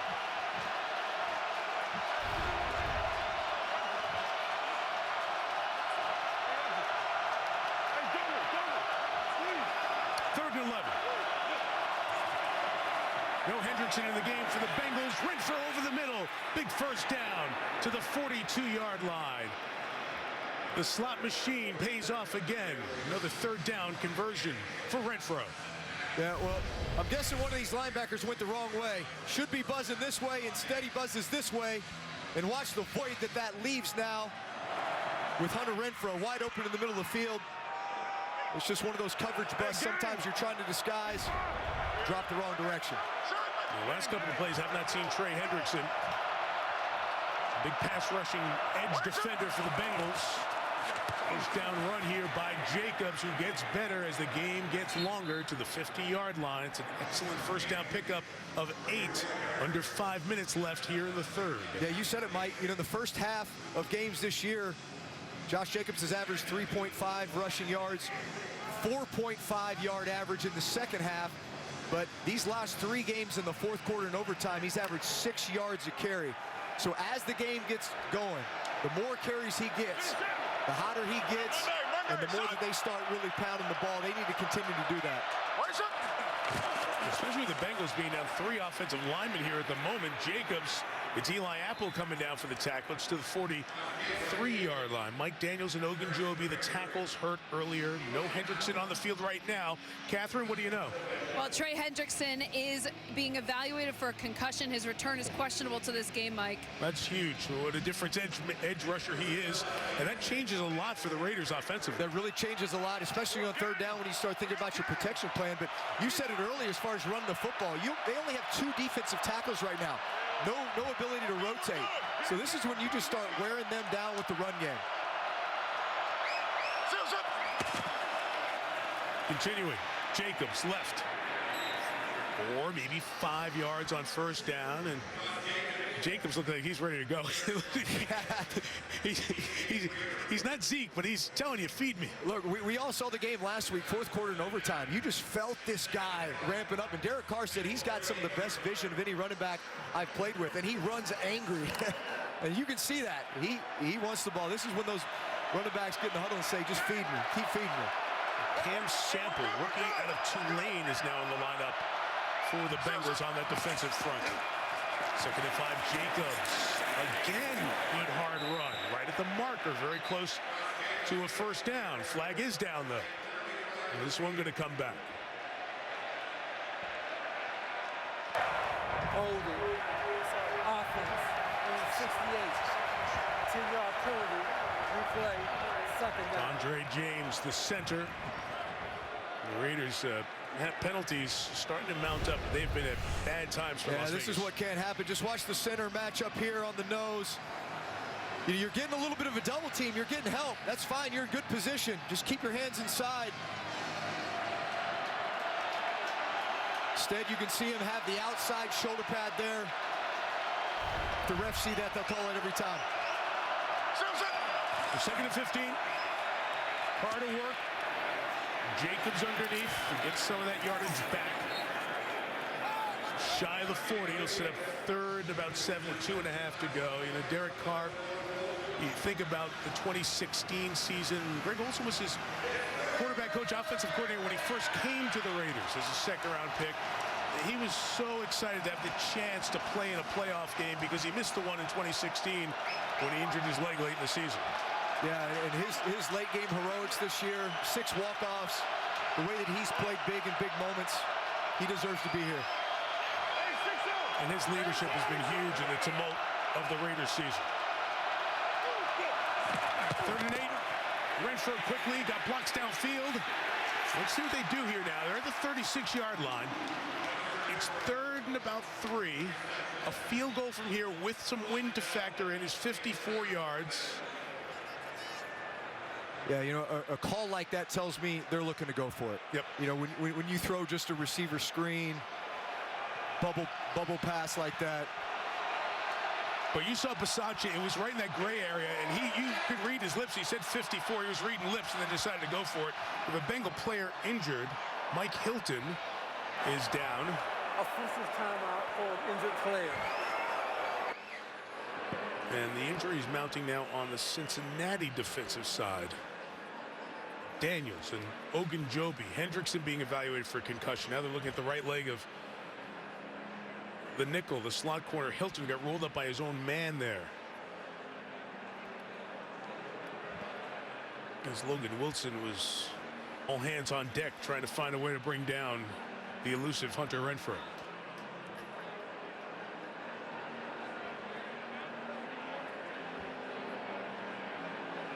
With 33 left, see 37, Ricardo Allen just hopping out there on the field for Cincinnati if they do end up going for it.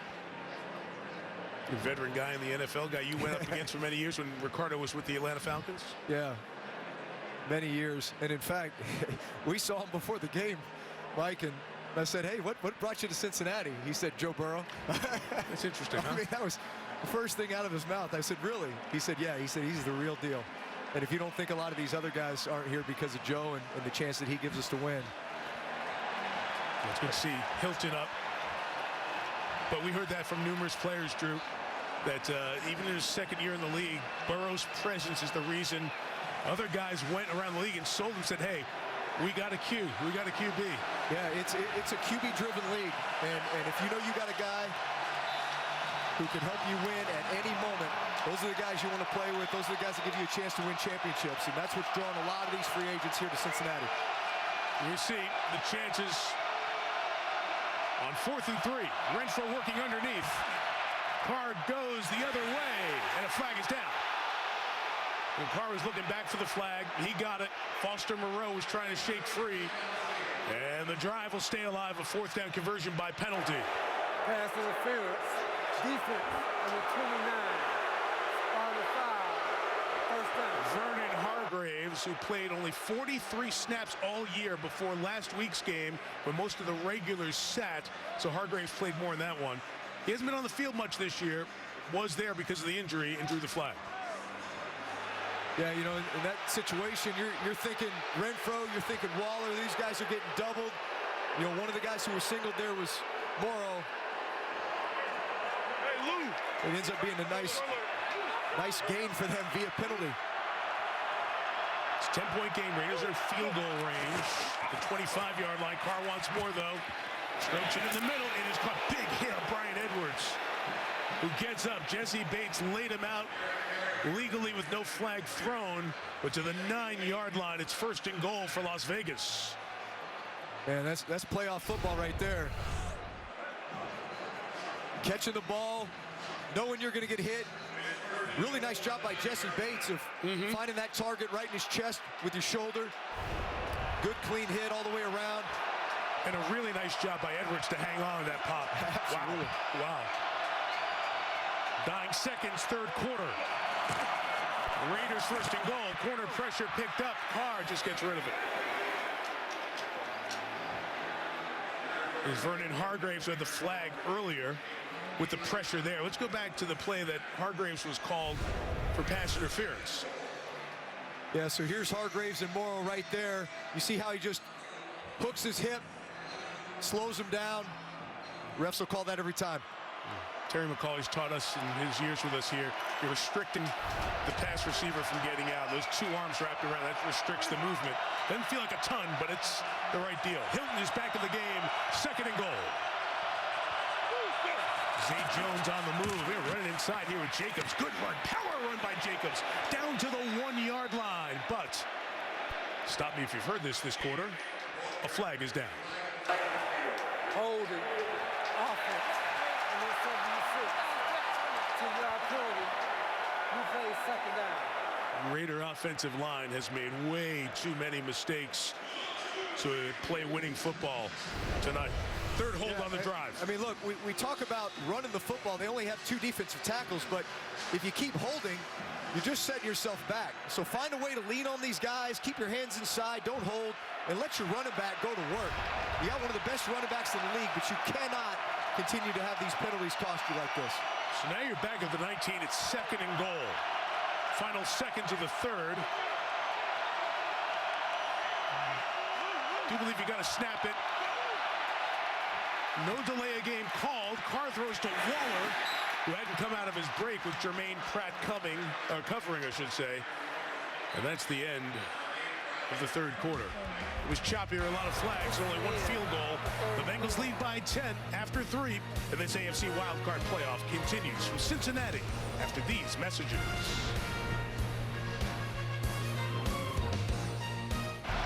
Beautiful look at Cincinnati. Tonight's aerial coverage brought to you by Geico. Off we go to the 4th quarter. Bengals haven't won a playoff game in 31 years. They're 15 minutes away, leading by 10. Mike Tirico, Drew Brees, Catherine Tappan, Terry McCauley with you.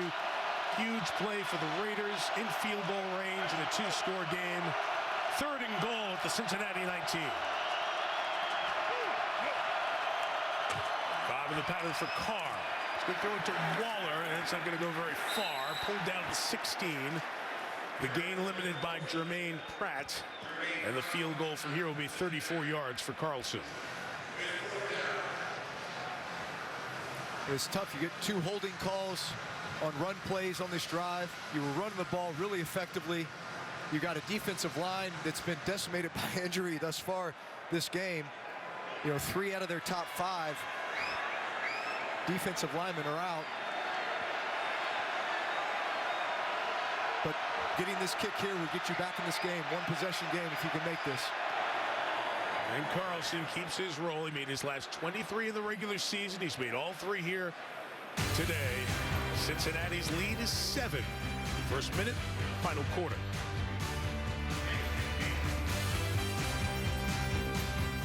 The 8 best players set to face off on the Pro Bowl field in Las Vegas. So catch the 2022 Pro Bowl presented by Verizon Sunday, February 6th, 3 Eastern. Buy your tickets today at ProBowl.com or watch the excitement on ABC, ESPN, and ESPN Deportes. Jamar Chase, Max Crosby, a couple of the guys who are Pro Bowl selections. 1-score game, 14-17 to go. Carlson to kick. Chris Evans back deep. Go over and get it at the 2.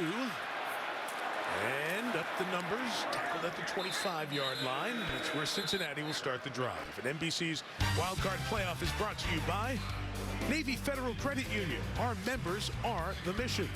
By Verizon, the official 5G network of the NFL. By Geico, save even more when you bundle home and car insurance. And by Toyota, let's go places. Last playoff win for each team pictured there, including 1990 AFC wildcard game as the Bengals beat the Oilers. Played on Jan 6, 1991 at Old Riverfront Stadium. First down run with Mixon inside. That was the old turf.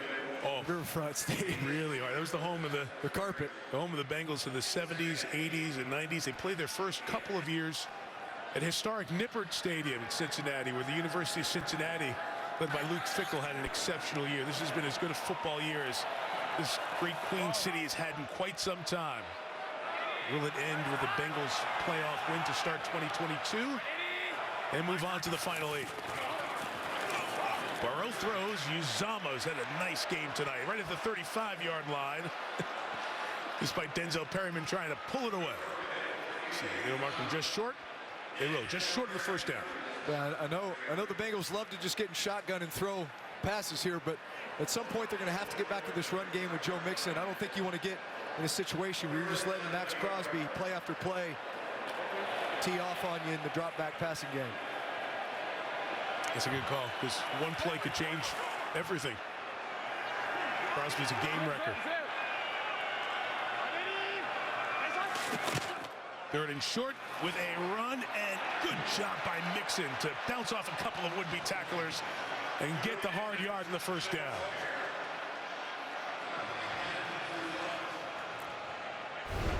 Yes, so the Raiders bring in their run front. Really nice job by the nose guard of getting through here. But watch Joe Mixon, this powerful run here. Breaks that tackle, runs through Nassib, through the corner. That's why you have a guy like that. Can get you the hard yards, not just on 1st and 2nd down, but more importantly on 3rd and short. Where you miss a guy like Quentin Jefferson, Damian Square couldn't make the play behind the line. First down, Burrow. High throw, incomplete for Chase. Covered by Hayward. Yeah, Joe Burrow just misses high there. It was one of those where you felt like it was going to be a tip ball. You were wondering if they were going to go for the hit or go for the pick. Burrow 18 of 28 tonight. Yeah, probably not as efficient a night as maybe what we're used to seeing, especially as of late. Really have to credit this Raider defense. I think they're doing a good job with their disguises and throwing them off a little bit. And the 36 pressure comes, gets rid of it to Mixon. And a good job rallying to the ball for about 3 yards. It'll be just shy of the 40. Mixon's been slow getting up a couple of times here in this second half. He's going to look over to the sideline. We wonder if we'll see Pirine come in now. We will. 3rd down anyway. Samaje placed on 3rd down often. Yeah, this is one where you feel like the momentum is a little bit in the Raiders' hands right now based on the drive that they were just on. Got some points. It's a big down for them.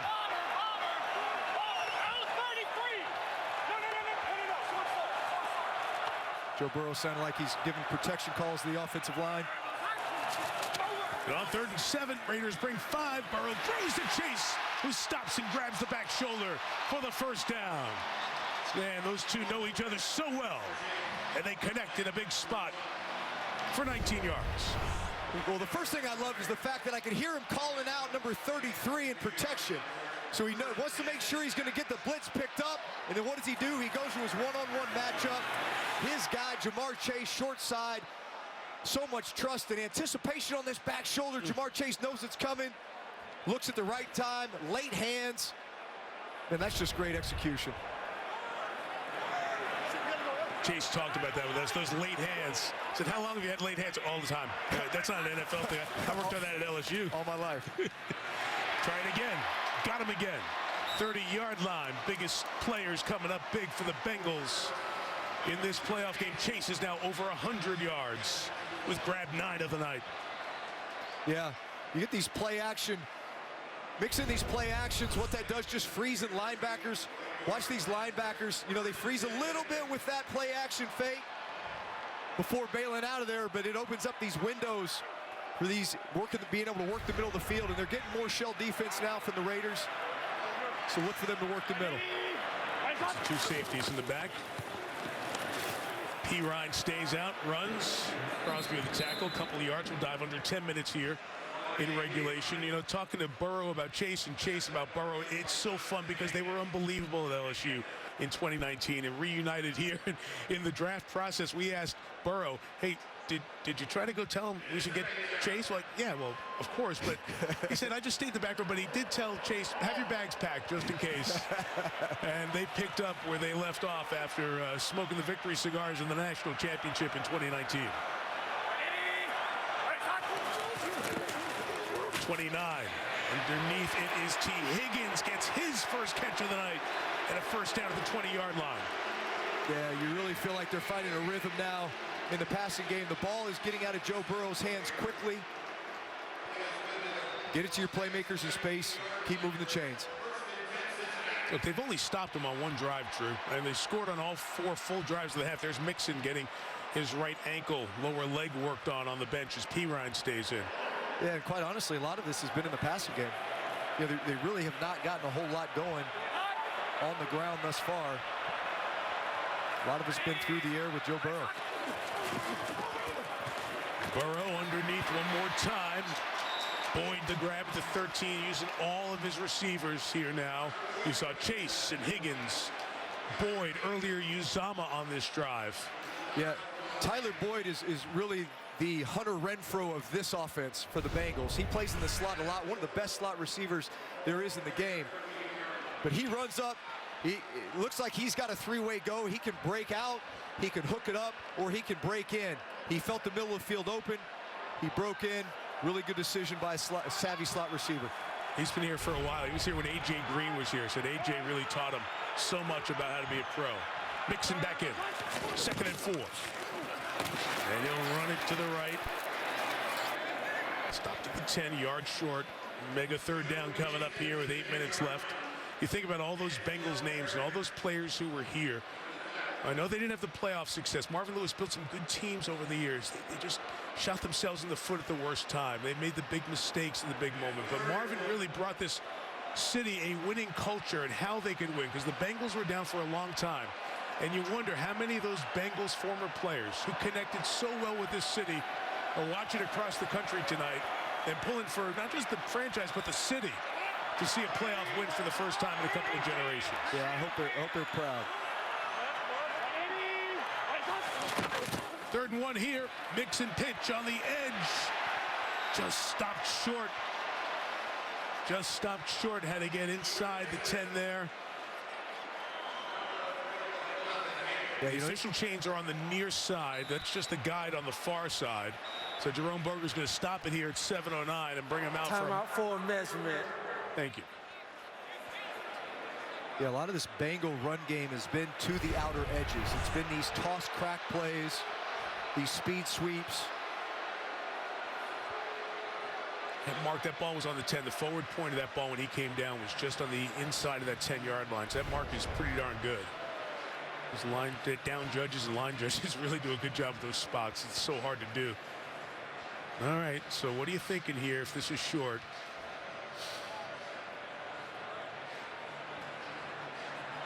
And it is. So I asked Zach Taylor about the game against Kansas City, where they went for like 11,000 times down here before finally punching it in. Right. And I asked Zach, and he said, look, I got all the analytics. I got somebody in my ear telling me, hey, it's the analytics say this. But he said, I apply the human feel to it, too. And you just kind of know a sense of momentum at the moment. It'll be very interesting to see. Do you try to draw them off here, or do you just go for it? Yeah, listen, which you have to. And what he also said was, you know what? We got to go win this game. And also recognizing who's on the other side of the field. It was Patrick Mahomes. That's right. But you know what? We've got to go win this game. We've got to go earn it. To win this division, you've got to be aggressive. And so I love that mentality. You know, look, you're here. You're in the fourth quarter. There's 7 minutes left. You're up by 7 points. You kick a field goal here. You make it a two-possession game. I think you really need to kick the field goal here. Okay.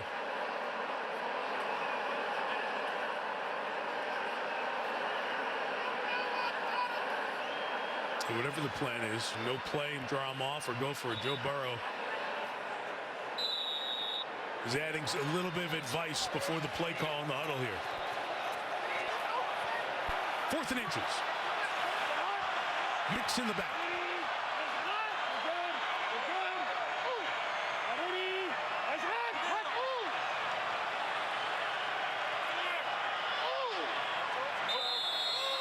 Take the timeout. Timeout, Cincinnati. Their first. You know, second timeout. The way he just looked at Zach was that maybe there was a check, and if he got the front that he wanted, he would actually run a play. Interesting. Did you guys do that? You got to show. Did you and Sean do that in New Orleans? Yeah. If like, for example, if that was going to be quarterback sneak, and you felt like, all right, they're giving us a lane or a gap to hit it, well, let's do it. But if they're going to play a gaps defense, which they did, then you know what? We don't like that. We're either going to run outside or we're going to call a timeout and kick the field goal. I like the veteran move by Yannick Ngakoue, too, on the end. He stood up to, I'm going to try to get you to jump. Exactly. You know? Exactly. Yeah, you see all these defenses. I've seen them more this year than any is you know, kind of that late shift to try to get the offensive line to jump. The rookie McPherson from 28 yards.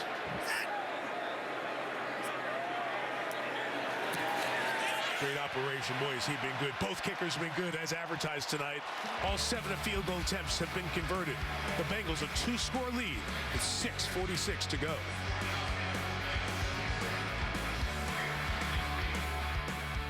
As we said, been a long time. It's been dry in the playoff desert for these teams, among a few others. 0-2 AFC Championship, last win for the Raiders. Dolphins, 2000 AFC wildcard. They've lost their last 4. Our friends up in Detroit, 9 straight losses. Breeze handed one of them, too, to Stafford and the Lions in a high-scoring game at the Dome. But then you get to Cincinnati. It's the end of the road. 1990 AFC wildcard game, played in January of 1991. And they have heard about that a lot. This is the first time in that 8-game postseason losing streak that the Bengals have scored more than 20 points in a playoff game. So they're giving them a chance. Tyron Johnson on the return for the Raiders. Had a good one earlier.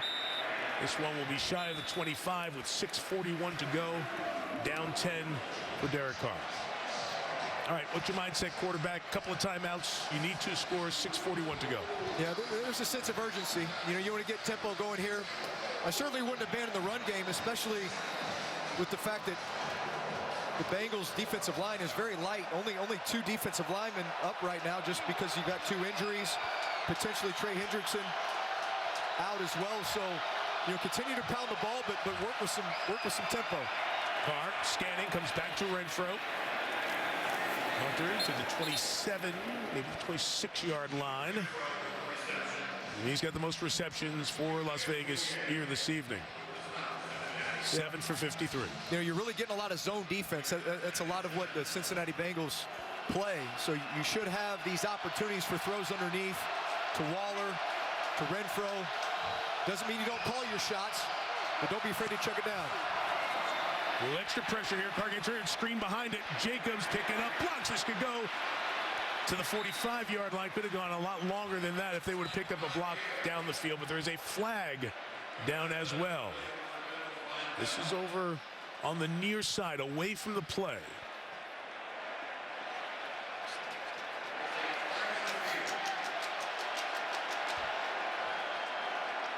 thrown at the 35.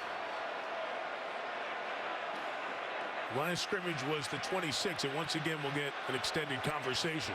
Looks like it's lineman downfield. Obviously, it's a screenplay. It took a little bit longer.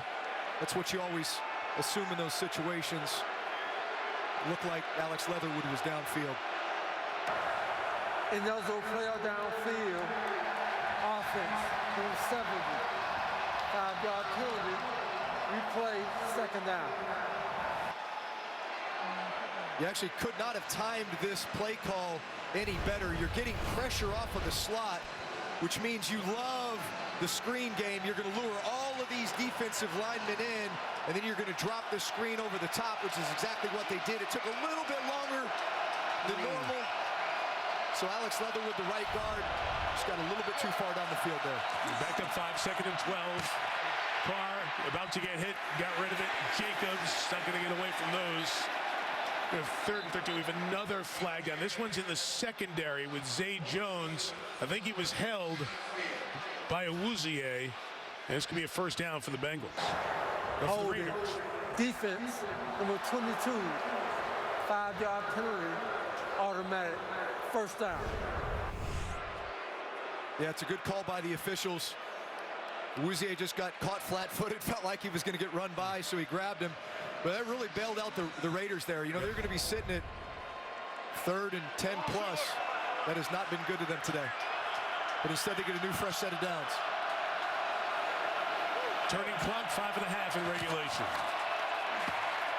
Carr's got everything covered. He's just going to get rid of it here. Waller turned it upfield. Trying to work away from Logan Wilson. Wilson's a linebacker. He's got terrific ball skills. He had 10 picks in college, 4 picks this year. Does a good job in coverage. Yeah, it was impressive to listen to the defensive coaches talk about Logan Wilson. Just what a difference he's made for this defense. You know, he plays in the nickel, plays in the dime. He's a great coverage linebacker, really good ball skills. Has 4 interceptions this year as well. 2nd and 10. Big throw here from Carr in the middle, and that's to the 39 and a first down for Waller with 5:20 to go. The Raiders going to need to pick up their pace here with 2 timeouts left and needing 2 scores. Yeah, work in the middle of the field with Waller. That's a guy you just got to continue to feed. He's your big playmaker. 2 starting defensive linemen out for the Bengals. Underneath, Renfro's going to get hit and brought down with a good leg tackle by Wilson. So Trey Hendrickson, their best pass rusher, 5th in the league in sacks. He's been out almost this entire second half, checked for a concussion. Larry Ogunjobi, the defensive tackle, hurt his leg, so he's out of there. Sam Hubbard just came off the field. He's exhausted, so you got backups all across the board except for DJ Reader on the Cincinnati front. And Carr has some time to hang in there. Incomplete for Foster Moreau. Well covered by Jesse Bates, who's made a couple of big plays in this second half. Yeah, watch Carr's eyes here. It looks like he's reading Josh Jacobs out of the backfield on this choice route. Doesn't get him. So now he's looking across the field at Moreau. Just a little bit late. If he can find him a little bit sooner, great ball placement. To find him a little bit sooner, he'd have a big play. Third down here. Sorry, about 4:32. You need 2 scores. Probably 4 down territory. Carr. Nothing. Edwards was over there. Pass is incomplete. No move to bring the punting unit on here at 4th and 5 and 4:27.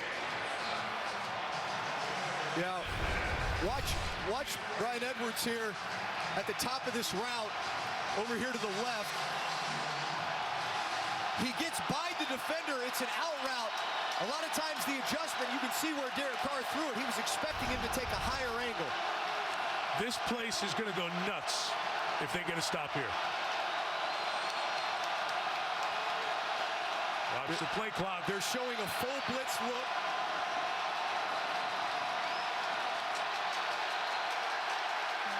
It's the 4th time this half. Las Vegas, their second. 30-second timeout. The Raiders and the play clock, and they weren't ready. And we get to 4th and 5 here.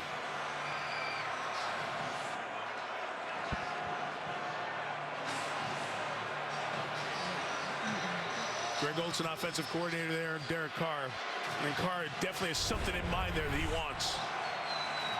Yeah, it's hard to communicate out there right now. This place is rocking.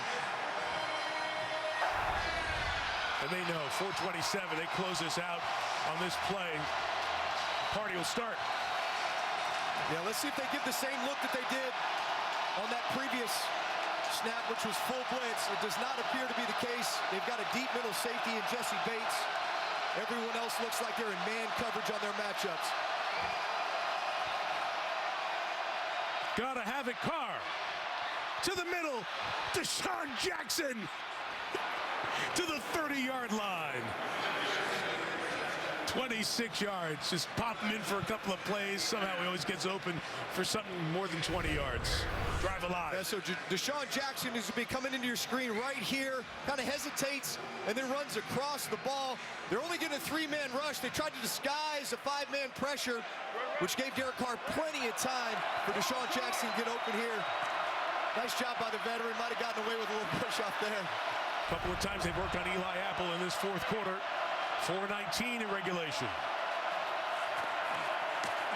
Carr over the middle. Jacobs, first down to the 17-yard line. Yeah, the faster you can go here, the better. You want to conserve as much time as possible. You've only got one timeout left. The faster you can score, the better. Yeah. Bisaccia is telling him, get on the ball and kind of looking down the sideline just to, as you said, Drew, just keep the pace going. It's your only chance at this point, down 10. Now quick, sideline, out of bounds. Zay Jones try to stretch it for as much yardage as he could. They're marked with the 10. Yeah, and that's exactly what you want here. You're able to get out of bounds. You don't have to use a timeout. Right about the 10-yard line here. So now you really do start thinking about, what are our shots to the end zone from this spot? Doesn't mean you can't take a completion in the field of play and get yourself a little bit closer, but you're certainly down here to get that one score to make it a one-score game. From the 10, Carr. He's going to bench it here, get rid of it, set up third down.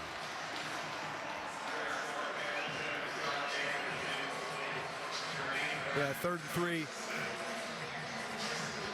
Really thinking about your matchups inside Renfro and Waller. Expect down here in the red zone, what the Bengals like to play is this form of brackets. What does that mean? Safety's going to come down and they're going to choose to double two offensive players. In most cases, it's Waller and Renfro, although Renfro came off the field. Yeah, it just came out. You saw Bisaccia go down, say field goal ready. Yeah, so make sure they're ready. A little more of a heavier personnel with 2 tight ends on the field. 3rd and 3 with a 3-man rush. Carr throws incomplete. They got a piece of it. Sam Hubbard. Yeah, and he's lucky he did, because he had Waller running out the backside here on a shallow cross. Would have been a conversion and maybe a touchdown. Oh, just skipped off the top of his helmet there. Anyway, right?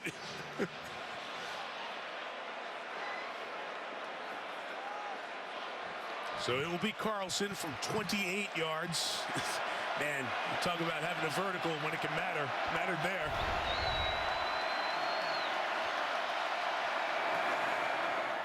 All the field goals have been made. It is a one-score game. Folks were hoping they'd go down and get some points there, and the Raiders did just that.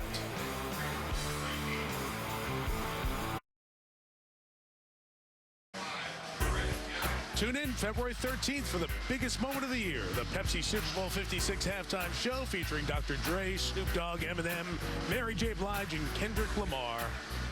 We look forward to Super Bowl 56 from SoFi on NBC. Raiders have 1 timeout left. Clock managed properly, and they stop them. The Raiders can get the ball back with about 1:55 left. The Bengals are first down away from closing this game out. What will happen? First, the kick return. Short-handed out to the 26. Goes Chris Evans. Take a look at our next-gen stats powered by AWS and Jamar Chase. Yeah, outside the numbers, he has been so effective today. So explosive and yet so smooth. His ability in off coverage just to make every route look the same.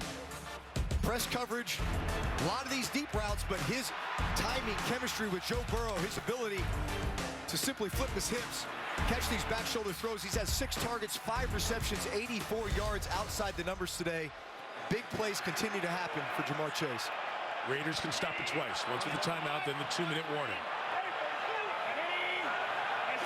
From the 26, it's Mixon. Stopped behind the line of scrimmage, loss of 2. We'll just let this spin down here. Hold on to this timeout. Yeah, that was actually a big stop by the Raiders. No doubt. And not only do you stop, but you get a tackle for loss here.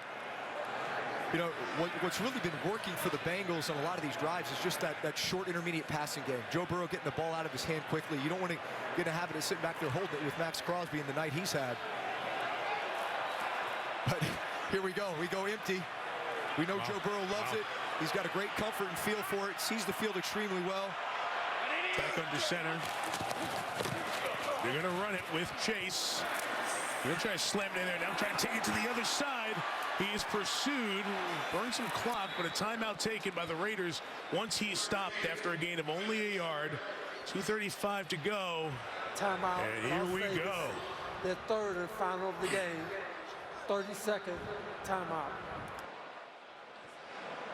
We talked about Max Crosby in the evening that he has had. The Pro Bowler, second team All-Pro. Yeah, I mean, he's such a threat. You cannot block this guy with one person. Whether it's the bull rush or the speed of the outside, here he is bull rushing again, causing Burrow to have to step up and scramble. Here they run a game. Just his timing and ability to hit it inside. He's got so many counter moves. He can use the speed. He's got power, long arms. I mean, he's got all the traits. He is a relentless pass rusher and somebody that in a 3rd and 11 situation right here, you better chip him. Couple of things. He's going to be in your lap. Couple of things here. Does Cincinnati throw? If they throw and it's incomplete, it gives the Raiders a little bit of time on this side of the 2-minute warning. If not, the next clock stoppage is the 2-minute warning. Yeah, well, the unfortunate thing is you're at 3rd and 11. I think you do. I think you do throw it because you got matchups, but you better make sure you're chipping Crosby over here. You've got the guy with the highest completion percentage in the league. And Burrow saw it, looked at it, and took a timeout. Down to 1. Cincinnati. Their second. 30-second timeout. Well, on the Thursday night before Super Bowl 56, the NFL's brightest stars going to be recognized for the best plays, the moments from the season. Tune into NFL Honors Thursday, February 10, 9 Eastern on ABC, ESPN Plus, and the NFL Network. Can you imagine the shuffling that's going on, the pacing that's going on in the houses around the Cincinnati area right now? It has been so long since they won a playoff game, and they're this close. This play could change it. They get a first down here, game's over. Yeah. Listen, I think you absolutely go for it. And the reason you do is because you got Joe Burrow. So P. Ryan's the back. So notice how they put P. Ryan here to chip Max Crosby. He helps out. Burrow throws underneath. Uzama, can he get there? No, he stopped, and the Raiders are going to have a chance. The clock will spin down to 2 minutes. It'll stop for the 2-minute warning. It'll be punted, and Derek Carr goes to Greg Olsen, the offensive coordinator, and they're starting to plan. They're starting to scheme, and we got the ball in our hands with a chance. The Raiders, who have been on the field more than any team in the NFL since the 1930s because the 17-game schedule and all their overtimes. The Raiders, who had 6 walk-off wins, this is the 2-minute have a chance. At the 2-minute warning in Cincinnati, whose playoff drought is going to end. One drive to decide it. Bengals kicking to the Raiders. Up 7, trying to end their 31-year drought.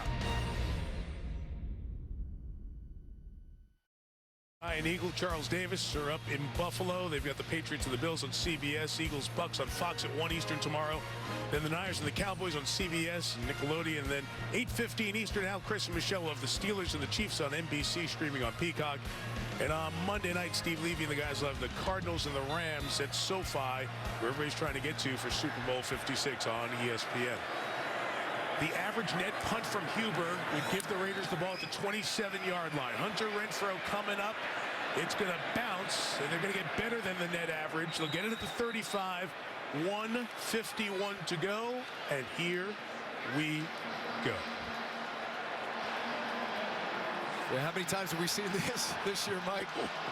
And honestly, I don't think they could have asked for a better situation. Based on the way this game has gone, some of the early penalties and turnovers that really set them back, and they have fought their way back into this game, and now they've got a chance to go down and tie it. No timeouts. What's the thinking as a quarterback? Got to get a touchdown here.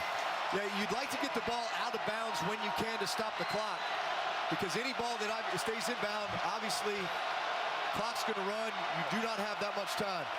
From the 35, Carr is pressured. He steps up here, swings it out to Jacobs. Flag is down as Jacobs accelerates for 15. But a flag is down. Carr is indicating that it's on the Bengals.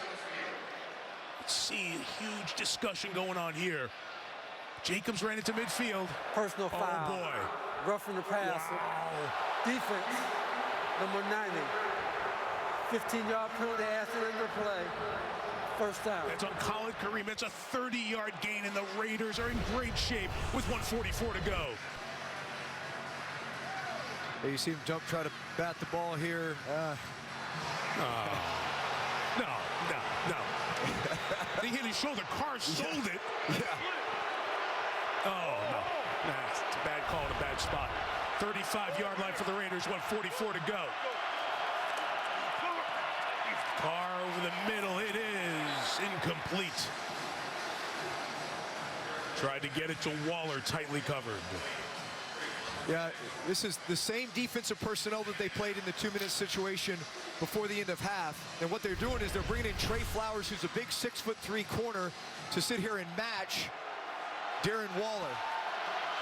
If they can continue to play man, I see that as a matchup that Derek Carr is going to take advantage of. From the 35, rushing forward, deep drop. Carr will go down. Sacked by B.J. Hill. Clock keeps running. Huge play by Hill. And it's third down now. They got to get to the 25.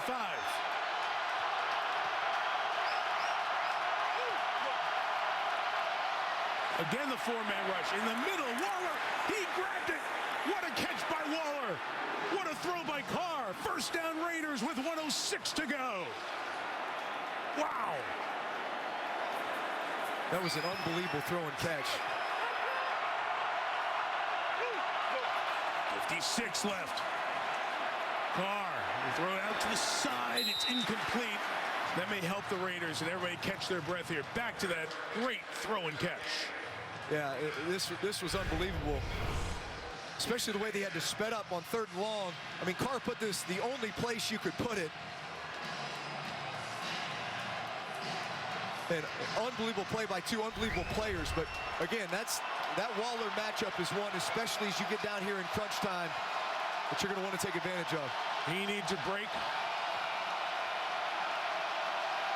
Foster Moreau's the tight end. Renfro's over next to him in the slot. Carr goes it high. Moreau didn't catch it. He was going to get hit anyway. A third down coming up. 45 seconds left. Waller back in.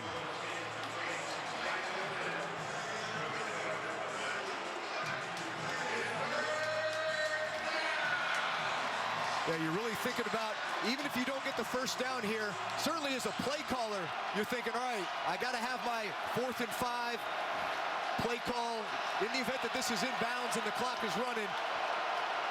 And then you're really thinking about getting up and clocking it, because I think you want to have a chance to really think about how you're going to take shots at the end zone from there. 3rd and 10. Carr protected. Fires complete. Zay Jones got the first down at the 9. We'll see if they go clock it or they run a play. Yeah, if they're going to run a play, it just needs to be something really quick. Throw a fade, but definitely a shot to the end zone. Hand signals there from Carr, and he clocks it. 29 seconds left. It's interesting there. You've got everybody set, but wasted down to get settled to get 3 shots. Yeah, that's exactly what I would have expected to do, but get the ball clocked faster. You know, Zay Jones runs, he's open there for a while. I'm actually surprised that Cincinnati allowed him to catch the ball in front of him like that. Look at that. Carr said, hey, slide in a little bit. Rarely, I've never seen that. The thumb to move you over here. Well, rarely do you have time to do that. The season comes down to 3 snaps here. 29 seconds left. 2nd and goal, Carr. Throwing end zone. Incomplete. Broken up by Bates. Trying to get it to Jones. Jesse Bates has had a terrific second half. 25 to go. Yeah, Bates is really coming along as a free safety here. Watch him. He's just got eyes on Carr the whole way. And as he drifts over, he feels Carr locked in on Zay Jones. Excellent job by the free safety reading the quarterback's eyes. We're all thinking, where's Waller? Where's Renfro? The two guys who've gotten it so often and they got to have it. Doesn't mean the other guys can't make a big play. Renfro, slot left. Waller, slot to the right. Yeah, they're showing five-man rush, but they drop the ends. Third and goal. Here is Carr with time. Escapes, now fires, incomplete, no flag with the contact. We're down to one play. It's Hilton against Renfro on the coverage. Yeah, we knew this was going to be a matchup today. Mike Hilton as the slot defender playing against Renfro, and so hard to cover. But in this situation here, as the quarterback scrambles, you call that plaster. And a great no call as Renfro slipped. So here it is. The Bengals haven't won a playoff game in 31 years. They're one play away. Can the Raiders pull another one out? Fourth and goal. The season comes down to this. It is Carr, end zone. Intercepted. Jermaine Pratt has it. And for the first time in 31 years, Cincinnati, your Bengals have won a playoff game. Moving the field is an interception. First down, Cincinnati.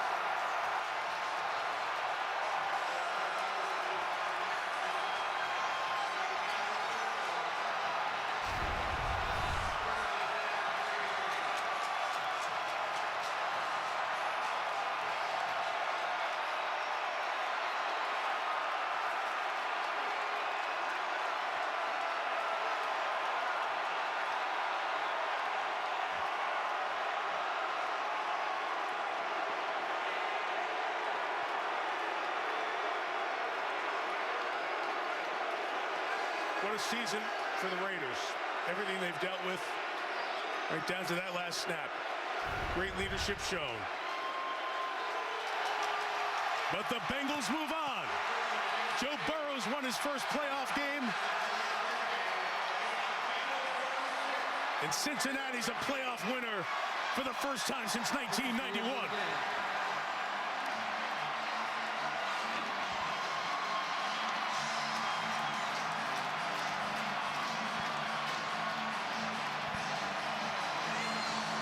Unbelievable job done by Rich Bisaccia and this Raiders coaching staff and players with the adversity we've detailed, with uncertain futures going forward, but great respect earned within this league.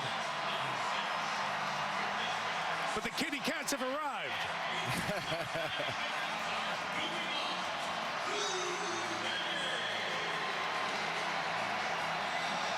66,277. Largest crowd in the history of Paul Brown Stadium was here to see it. A few 100,000 more will tell you they were here when the Bengals ended the drought. The Raiders have been knocked out. The Bengals advance 26-19.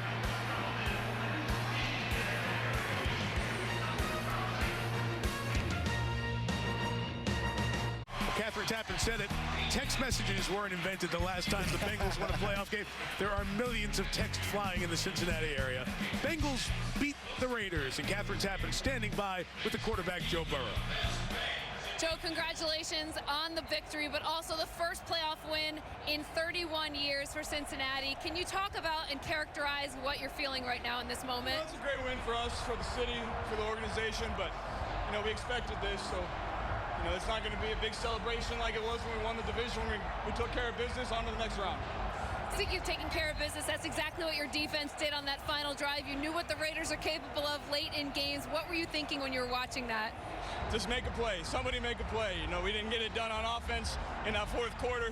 we put points on the board. We weren't able to punch it in. And then that last drive, we just wanted to take some time off, but defense really stepped up.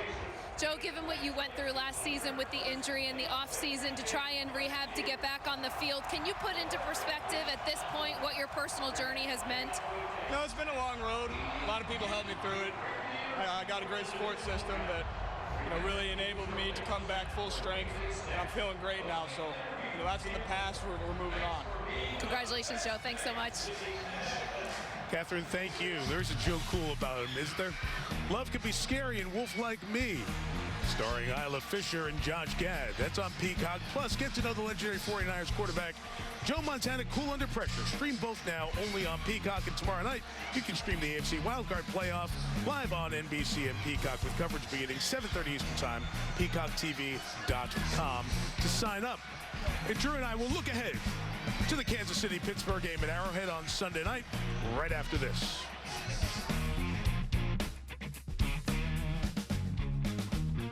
Ian Eagle, Charles Davis have New England Buffalo from Orchard Park coming up, and Al, Chris, and Michelle in Pittsburgh, Kansas City tomorrow night. If Buffalo and KC, the home teams, win, then Cincinnati goes to Tennessee for the divisional playoff. One last sentence on this game. Yeah, it was everything we saw from the Bengals during the season. It's Joe Burrow playing very calm and efficient. It's Jamar Chase making big plays, and that pass rush for the Bengals wreaking havoc. Defensive line injury is going to be an issue for them going forward. Let's look forward to tomorrow night when Al, Chris, and Michelle have the Chiefs at home at Arrowhead against the Steelers. Yeah, Kansas City handled them pretty well during the regular season. Patrick Mahomes was very efficient. They get Travis Kelce back, who they didn't have in that game, so I look for the Chiefs to make a lot of plays. Could be Big Ben's final game. You're heading there with Rodney Harrison and Jack Collinsworth. Enjoy the game. Yeah. Happy birthday. Thank you. Great way to spend a birthday here. That's right. Great night for Cincinnati. The Raiders' season of overcoming could not overcome the momentum of the Bengals, who win a playoff game for the first time in 31 seasons. Final score 26-19. Coming up next, it's That's My Jam, and then later tonight, an all-new Saturday Night Live with the host, Ariana DeBose. Rob Hyland produced, Pierre Musa directed, with Drew Brees, Catherine Tappan, Terry McCauley, our entire team, Mike Tirico. Good night from Cincinnati. We're underway on the road to Super Bowl 56.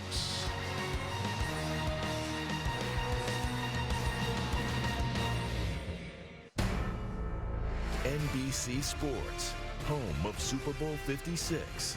Thanks you for watching this presentation of the National Football League.